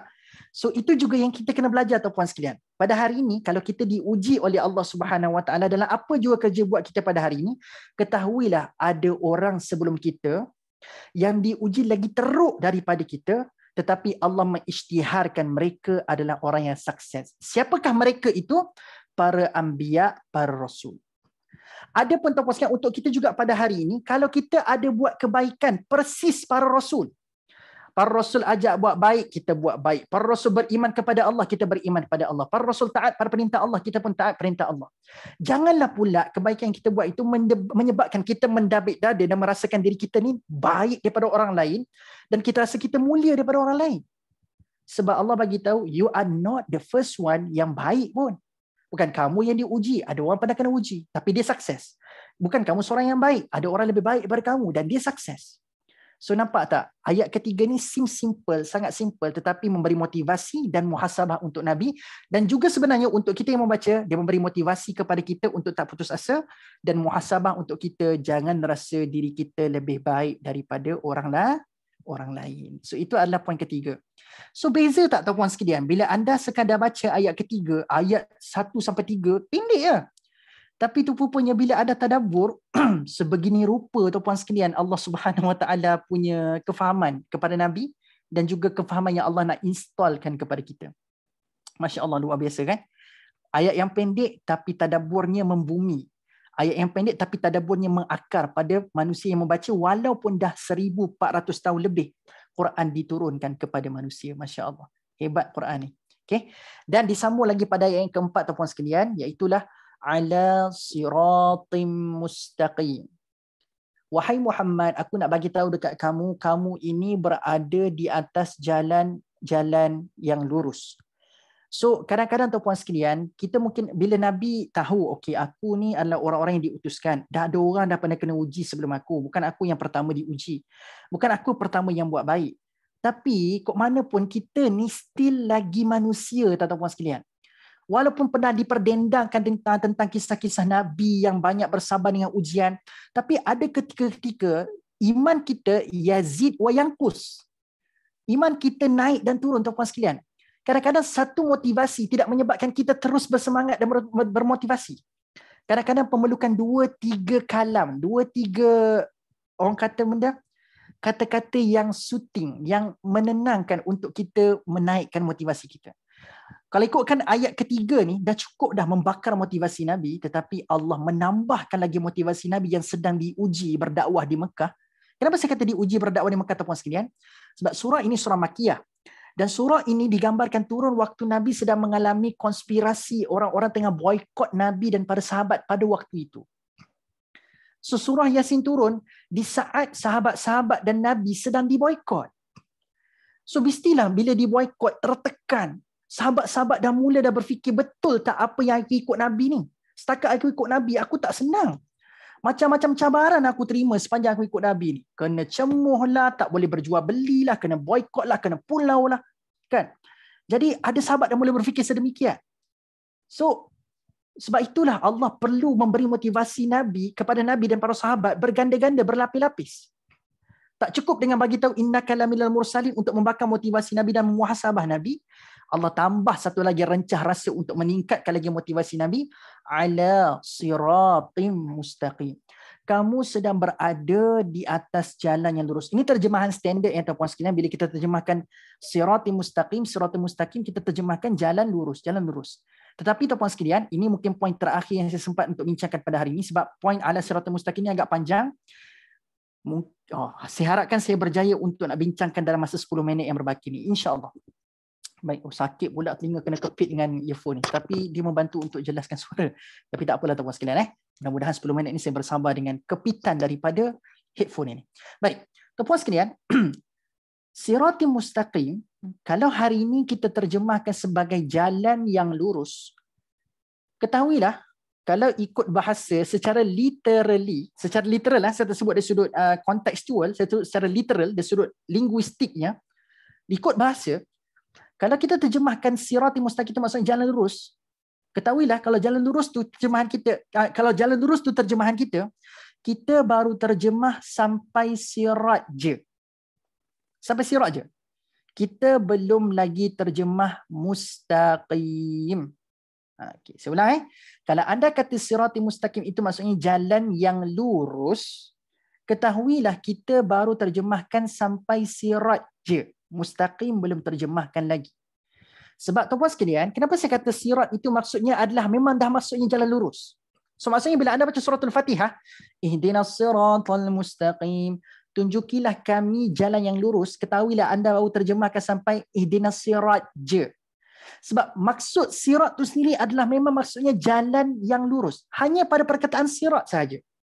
Maksudnya memang adalah jalan yang lurus. Kenapa? Adakah dakwaan saya? Tak. Menurut ulama-ulama bahasa, sirat ini antara perkataan yang boleh muncul dari perkataan sirat adalah surat. Anda ubah je baris dia. Sirat ni sebab sirat ni sad baris bawah, ra baris atas, ta dekat situ kalau ikutkan baris bawah baris dua di bawah. Kan? Tapi kalau anda ubah sikit je baris pada word yang sama, huruf yang sama, anda ubah sad tu baris depan, kekalkan yang lain, dia akan jadi surat. Surat. Apa maksud surat, tuan-puan sekalian? Surat ni bermaksud pedang. Surat, dia adalah satu perkataan yang agak klasik. Kalau anda buka kamus yang terkini, tak akan jumpa perkataan surat. Tapi menurut para ulama bahasa, yang tafsirnya banyak fokus kepada bahasa, dia kata surat ni adalah kalau ikut Arab klasik bermaksud pedang. Pedang pada zaman Nabi, dia ada dua sebutan tuan-tuan sekalian. Sebutan yang pertama adalah saif. Saif ini maksudnya pedang. Tapi bila zaman dulu kalau sebut saif itu merujuk kepada pedang yang bengkok.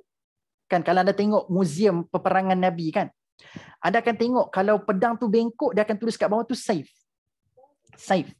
So saif itu merujuk kepada pedang yang dia melengkung. Kalau anda tengok muzium peperangan tu, anda akan tengoklah pedang dia bengkok-bengkok semuanya kan. Perasan tak? Tapi kalau pedang itu straight, dia tak bengkok melengkung macam ni, dia tak panggil saif. Dia nak bezakan saif dengan surat. Kalau pedang tu lurus dia panggil surat. Kalau pedang tu bengkok dia panggil saif. Atas dasar itulah bila sebut sirat itu sahaja telah menggambarkan jalan tu memang straight. Jalan tu memang lurus. Lalu kita termis untuk mendatangkan makna dan hikmah di sebalik mustaqim sebenarnya. Okey, baik, jom kita sama-sama bedah. So kalau sirat itu dah maksudnya jalan lurus, maka apakah maksud mustaqim? So barangkali itulah sebab kenapa kita tidak menghargai doa ayat ke-6 Al-Fatihah bila kita minta ihdinas siratal mustaqim, sebab barangkali sebab kita bukan gagal. Kita tidak keluarkan al-mustaqim tu untuk difahami dengan lumat. Okey, sebab mustaqim saya pernah bincang ke sebelum ni pada dalam surah Al-Mulk dulu tuan-puan sekalian. Cuba sahkan, kalau dah pernah bincang saya tak nak bincang. Dah pernah bincang ke belum dalam suratul Mulk? Sebab dalam surah Al-Mulk dulu ada kan ayat pasal al-mustaqim. Saya dah bincang belum? Belum. Confirm? Okay. Sebab dalam surah Al-Mulk pun ada perkataan mustaqim. Tapi seingat saya dalam surah Al-Mulk yang saya pernah sempat bincang dengan tuan-puan sekalian, al-mustaqim di situ merujuk kepada istiqamah, konsisten. Dia bukan sekadar jalan tu straight, tetapi dia merujuk kepada jalan yang konsisten. Itu adalah al-mustaqim yang merujuk kepada surah Al-Mulk. Tapi tuan-puan sekalian, mustaqim dalam mana-mana tempat pun, mustaqim ni datang dari perkataan root word dia, original word dia adalah qama. Qama itu adalah original word bagi perkataan mustaqim. Qama. Sempat catat tuan-puan sekalian? Okey, tak apa, saya tuliskan kat ruangan chat ya. Saya stop share dulu. Okey. Root word bagi perkataan mustaqim adalah qama. Okey, qama. Apa maksud qama tuan-puan sekalian? Ini simple ni, simple Arabic ni. Qama, apa maksud qama? Saya bagi hint. Qama ni juga membentuk perkataan qiyamul lail. Qama ni jugalah yang biasa kalau anda dengar kalau dekat Masjid As-Sanah dulu. Ya betul. Berdiri. Kalau kat Masjid As-Sanah dulu kan waktu kita kelas dulu kan pagi-pagi, ingat lagi tak Haji Mazlan semua. Waktu kelas pagi-pagi dulu kan ada budak-budak kat luar tu kan. Kadang-kadang kita pun rasa geram. Alah bising pula budak. Kadang-kadang macam tu lah kita geram kan. Tapi anda akan dengar lah antara dialog-dialog yang mereka duk kumandangkan dekat luar kelas kita dulu. Dia akan minta qiyaman, bangun. Betul tak? So qiyaman tu, qamah tu bangun lah. Berdiri ataupun bangun. Ataupun berdiri tegak. Betul kata Puan Fazilah. Berdiri tegak atau bangunlah, bangun. Jadi itu adalah root word bagi perkataan mustaqim. Jadi kok mana pun kalau anda nak perhalusi satu-satu kalimah, anda kena tengok root word dia. Dan dia tak akan lari daripada root word dia yang asal. Okay, root word dia yang asal. So berdiri. So tuan-puan sekalian, apa yang kita boleh terjemahkan? Apa kefahaman kita dengan mustaqim datang dari perkataan qama, berdiri? Kenapa ni? Apa perkaitannya? So baik tuan-puan sekalian, okey, anda tengok pada wajah saya sekejap, saya nak lakonkan sesuatu. Bila kita berdiri, arah mana yang sedang kita tuju? Arah mana yang sedang kita tuju? So bila kita berdiri daripada duduk, so mesti berdiri itu mesti kita daripada bawah. So ideanya adalah kalau kita nak berdiri, asal keadaan orang yang nak berdiri itu adalah dia datang daripada bawah ke atas. So bila dia berdiri, dia sedang bergerak ke mana? Ke atas. Yes, dia sedang bergerak ke atas. Macam mana tu Tuan Haji Basri dia bergerak ke depan? Berdiri daripada bawah bergerak ke depan, bergerak ke atas kan? Tak? Betul tak? Setuju tak? Dia orang yang berdiri ni daripada bawah dia akan bergerak ke atas. Dia akan bergerak ke atas. Itu adalah ideanya. So tuan-puan sekalian, apa yang boleh kita faham daripada falsafah bergerak ke atas ni? Sebab tuan-puan sekalian, Allah nak bagi tahu jalan lurus yang ada dalam Quran Siratal Mustaqim ini, jalan ini bukan akan membawa anda bergerak ke depan dan ke belakang macam jalan LPT2. Sebab LPT2 tuan-puan sekalian jalan dia straight tak? Straight. Jalan daripada Melaka nak pergi Johor, straight ke tak straight? Straight. Tapi anda tak pula cakap jalan daripada Melaka ke Johor, jalan LPT2 tu Siratal Mustaqim, betul? Ke ada yang lalu dekat LPT2 tu dia kata, Alhamdulillah, ana fi Siratal Mustaqim. Saya sedang berada dekat Siratal Mustaqim sekarang. Anda tak cakap macam tu kan? Anda daripada Melaka nak pergi Johor, jalan tu straight je, tak ada kona-kona. Anda tak pula cakap, alhamdulillah saya dekat Siratal Mustaqim sekarang. Anda tak cakap macam tu pula kan? Sebab jalan ini dia different, dia berbeza dengan jalan lurus yang anda faham dekat dunia. Sebab jalan ini tak akan bawa anda pergi depan ataupun belakang. Tapi dengan perkataan mustaqim, qama, daripada bawah ke atas, jalan ini akan bawa anda daripada bawah pergi ke atas. Not depan belakang, tapi bawa anda makin ke atas dan ke atas. Sebab itulah orang-orang yang berada dekat Siratul Mustaqim ini adalah orang yang dimuliakan oleh Allah Subhanahu Wa Taala. Kenapa dimuliakan? Sebab dia makin ke atas, dia makin tinggi. Darjatnya makin tinggi, kedudukan dia makin tinggi. So bila kedudukan tinggi, darjat tinggi, mulia ke tak mulia? Mulialah. So itu kefahaman kita pada Al-Mustaqim. Sebab jalan ini, jalan lurus ini tak bawa anda ke depan ke belakang, tapi dia bawa ke atas. Tapi kalau nak lebih lumat, lagi-lagi dalam lagi perbahasan, baik tuan-tuan sekalian. Katakanlah bila kita makin bergerak ke atas, kalau anda dah beli buku Tadabbur Surah Al-Fatihah saya dah buat dah. Saya dah kupas dah tentang perkara ni. Apakah yang dimaksudkan dengan Al-Mustaqim dengan panjang lebar. Saya ringkaskan. So kalau kita bergerak ke atas tuan-tuan sekalian, biasanya selaku orang yang makin bergerak ke atas, apa yang akan berlaku dekat dia? Dia punya tu akan jadi macam mana? Bila dia bergerak makin ke atas, dia akan makin tinggi ke makin rendah. Bila setiap hari berada dekat jalan tu, dan dia akan bawa makin ke atas. So apa akan berlaku dekat diri dia tu? Dia akan jadi dekat makin tinggi kan? Dia akan berada dekat tempat yang lagi tinggi, lagi tinggi, lagi tinggi, lagi tinggi. So tuan-puan sekalian, saya nak tanya. Kalau kita tinggi dekat atas meja, contoh kalau ketinggian berapa kaki ni meja, katakanlah 2-3 kaki daripada lantai. Kalau anda berada dekat ketinggian 3 kaki ataupun 2 kaki, rasa takut tak? Tak takut lagi kan? Alah 2-3 kaki.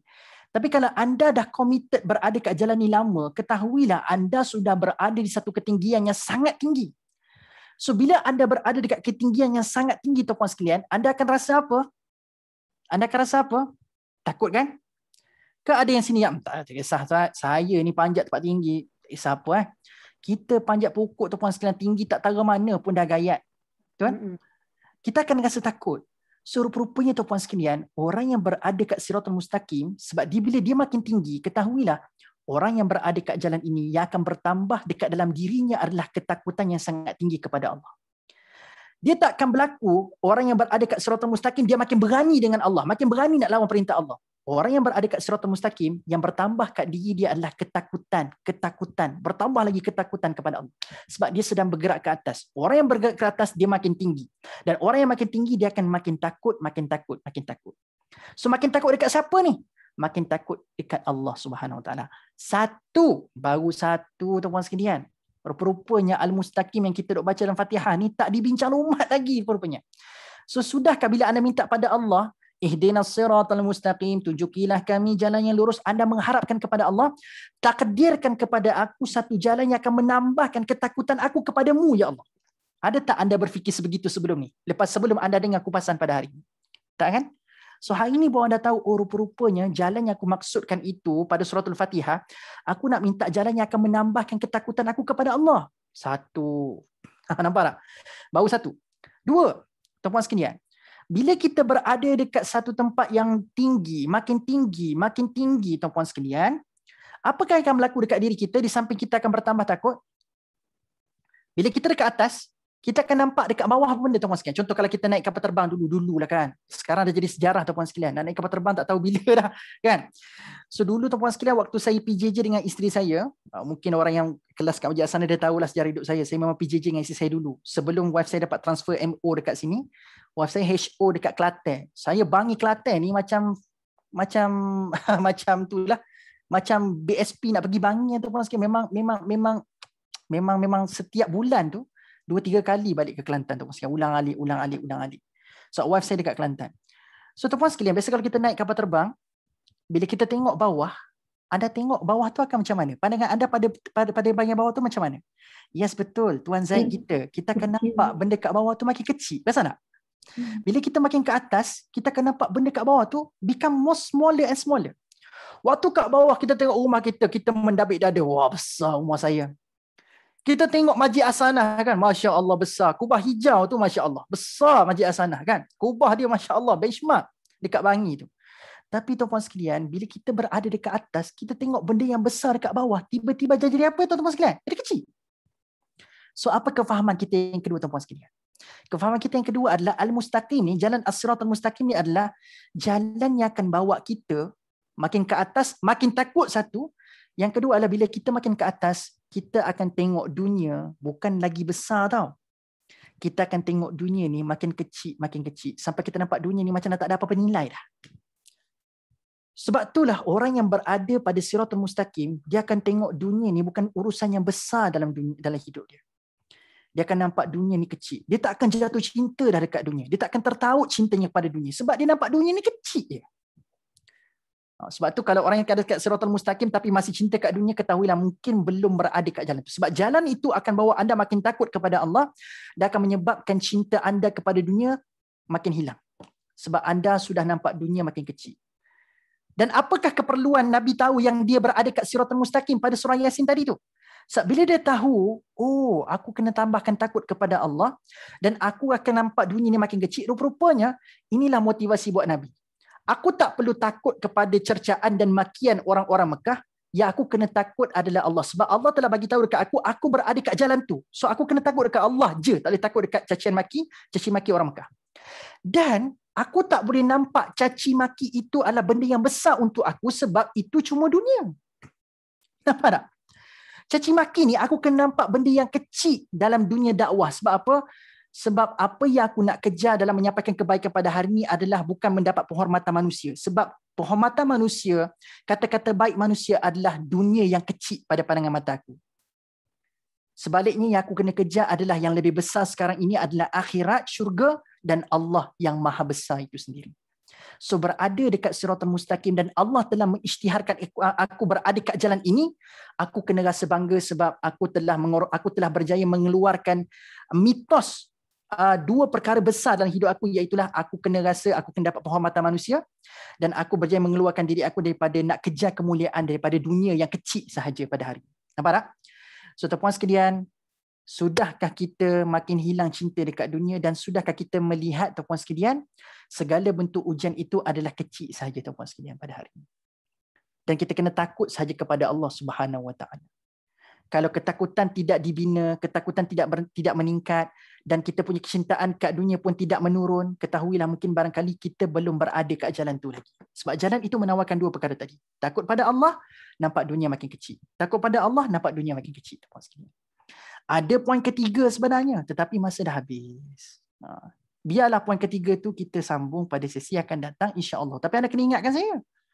Takut tiba-tiba kuliah akan datang dah masuk dah ayat keempat tuan-tuan sekalian. Ayat keberapa tadi? Ayat yang kelima teruskan. So nak kata tuan-tuan sekalian, itulah motivasi buat Nabi pada ayat yang keempat. So Allah bagi tahu satu pengiktirafan yang mulia bila Allah bagi tahu kamu sedang berada kat siratul mustaqim. Seronok kan kalau Allah bagi jaminan kita berada kat jalan ni, kan? Tapi Allah adalah kita sekadar boleh meminta kepada Allah, mudah-mudahan Allah mentakdirkan. Nak tahu kita berada ketidak kat jalan ni, tengoklah takut bertambah atau dan tengok tak cinta kita pada dunia ni berkurang ke bertambah. So itu indikator kita berada kat siratul mustaqim atau tidak. So mudah-mudahan kupasan pada hari ini membuka minda kita. Rupa-rupanya permintaan kita pada ayat ke-6 Al-Fatihah tu adalah permintaan yang besar sebenarnya. Kan? Betul tak? Sebab itulah ayat terakhir Al-Fatihah, siratal ladzina an'amta alaihim. Satu jalan yang pernah kau kurniakan pada orang-orang yang pernah kau kurniakan nikmat sebelum ni. Siapa? Nabi lah. Nabi dah pernah dapat nikmat berada kat jalan lurus. Sebab tu kita minta ihdinas siratal mustaqim siratal ladzina an'amta alaihim. Berikan satu jalan yang kau berikan nikmat seperti mana orang-orang yang kau pernah berikan nikmat sebelum ini. Siapa? Nabi Muhammad sallallahu alaihi wasallam. Okey, Haji Zulkifli, soalan ini menarik, iaitu apa beza siratal mustaqim dan titiran siratal mustaqim, yang itu kita bincang pada sesi akan datang insya-Allah. Sebab saya takut lepas ni ada kelas sesi pukul 11 nanti. So kita kena tamatkan. Saya minta maaf tuan-puan sekalian. InsyaAllah kita akan sambung pada ayat kelima dan kita akan settlekan satu lagi pendapat berkenaan al-mustaqim yang berbaki insya-Allah. So wallahu a'lam bisawab. So macam seronok tak dapat tahu beberapa kalimah yang penting-penting yang selama ni kita lalu. Rupa-rupanya 3 ayat pertama, 4 ayat pertama ni bukan lalu begitu saja. Dia ada sebab dia. Dia ada tadabbur yang kita boleh jadikan sebagai pedoman dekat dalam kehidupan kita pada hari ini insya-Allah. So ayat pertama settle, kita akan sambung ayat kelima dan baki al-mustaqim satu lagi pendapat insya-Allah. Wallahu a'lam bishawab. Terima kasih sekali lagi tuan-tuan sekalian. Mudah-mudahan kita berjumpa pada sesi akan datang. Tak silap saya pada 20 jap. Pada 26 hari bulan Julai. 26 hari bulan Julai insya-Allah. Lama lagi tu. Lepas raya haji lah kita jumpa. Okey kan? Lepas raya haji kita jumpa insya-Allah. Wallahu a'lam bishawab. Aqulu qawli hadza wa astaghfirullahal azim li wa lakum. Ada soalan ke tadi? Ada nak cakap ke? Ustaz. Assalamualaikum. Tak ada. Okey, baik. Terima kasih sekali lagi. Assalamualaikum. Jadi dari pada 26 bulan. Ya, ada yang nak cakap tadi? Saya Haji Zulkifli. Ya, ada dua orang cakap tak dengar. Okey, saya Haji Zulkifli. Okey, baik Haji Zulkifli. Tadi saya bertanya berkenaan soalan tu. Jadi jumpa pada 26 hari bulan 7. Ya, 26.7 tuan. Minta maaf lah ya. Kenapa lama sangat Ustaz? Sebab jadualnya begitu puan. Minta maaf lah saya je. Terima kasih. Jadi kalau Cuti raya. Kita ada cuti raya. Ustaz, kalau dapat Ustaz masukkan dalam Terima kasih Ustazah. Ustaz. Macam mana tuan? Haji Zulkifli? okey, kalau boleh saya mau jawapannya segera jugalah sebab kepahaman kita berbeza kan. Jadi kalau okey. Ustaz masukkan dalam grup dia punya sedikit dia punya saja ringkas dia punya jawapan nanti. Okey. InsyaAllah. Haji Zulkifli, saya boleh ringkaskan sekarang insya-Allah. Siratal mustaqim dan titian sirat tu sebenarnya berbeza. Dia beza. Siratal mustaqim yang dimaksudkan dalam ayat-ayat kita baca dalam Quran ni merujuk kepada sirat, jalan kita menuju kepada Allah di dunia. Dia bukannya jalan di titian siratal mustaqim di akhirat tu. Dan ayat ke-6 suratul Fatihah, ayat ke-4 surah Yasin dan banyak lagi siratal mustaqimah dalam Al-Quran merujuk kepada jalan yang akan membawa kita kepada keredaan Allah Subhanahu Wa Taala. So jalan yang Allah redha kat dunia akan mengakibatkan jalan yang juga Allah redha untuk dekat akhirat nanti. So dia berkait rapat tetapi kupasannya banyak bercerita tentang jalan dekat dunia. Sebab consequences yang kita akan terima dekat akhirat mudah ke tidak dalam titian sirat, dia bergantung dengan apa jalan kita pilih kat dunia. Nampak tak? So kalau jalan kita pilih kat dunia ni adalah siratal mustaqim, maka insya-Allah mudah titian sirat nanti kita nak lintas. InsyaAllah. So itulah ringkas. So nak katanya siratal mustaqim dan titian sirat adalah dua perkara berbeza, tapi perkaitannya adalah apa jalan kita pilih kat dunia akan bagi kesan dekat macam mana kita akan lalu dekat siratal mustaqim dekat akhirat nanti insya-Allah. Boleh? Terima kasih Ustaz. Ringkas. Ya. Kak Nur nak tanya macam mana nak dapatkan buku tafsir Al-Fatihah Ustaz tu? Tafsir Al-Fatihah rasanya Haji Mazlan pernah kongsikan link dulu kan? Saya nak cari link tu ambil masa puan. Macam ni. Saya cuba bagi pada penganjur, pada Ustaz Wali. Nanti Ustaz Wali boleh sebarkan. Saya memang ada keluarkan buku e-book Tadabbur Surah Al-Fatihah dan baiknya buku tu dia datang bersama-sama dengan siri daurah tadabbur secara intensif Al-Fatihah. Okey. So percuma anda bayar RM20 je tuan sekalian, anda dapat 3 jam akses untuk daurah tadabbur surah Al-Fatihah. Interesting. Saya nak. 3 jam dan dah dipecahkan kepada 17 video. Dia hanya point dan kita bagi kefahaman yang semudahnya untuk difahami. Dan banyak poin-poin lain saya akan kongsikan di sana. So anda akan dengar 3 jam 17 video yang telah dipecah-pecahkan. Dan didatangkan bersama-sama subtitle lah. Subtitle sekali. So kalau anda rasa macam tak dengar suara saya ke, anda boleh baca subtitle kat bawah tu. Saya memang nak jadikan daurah itu berinformatif dan mudah untuk difahami oleh semua lapisan masyarakat insya-Allah. So nanti saya akan bagi link kat Ustaz Wali akan sebarkanlah insya-Allah. Terima kasih teman sekalian. Minta Ustaz Wali print sekali lah kita bayar. Print sebab dia nak print boleh, tetapi itulah saya bimbang disebarkan je tu je yang kita bimbang tu. Sebab dia jual dalam bentuk e-book, so dia memerlukan amanah ataupun sekian je lah untuk menjaga. Kalau nak kongsi dalam family tak ada masalah, tetapi kalau di viralkan tu kesian kat saya.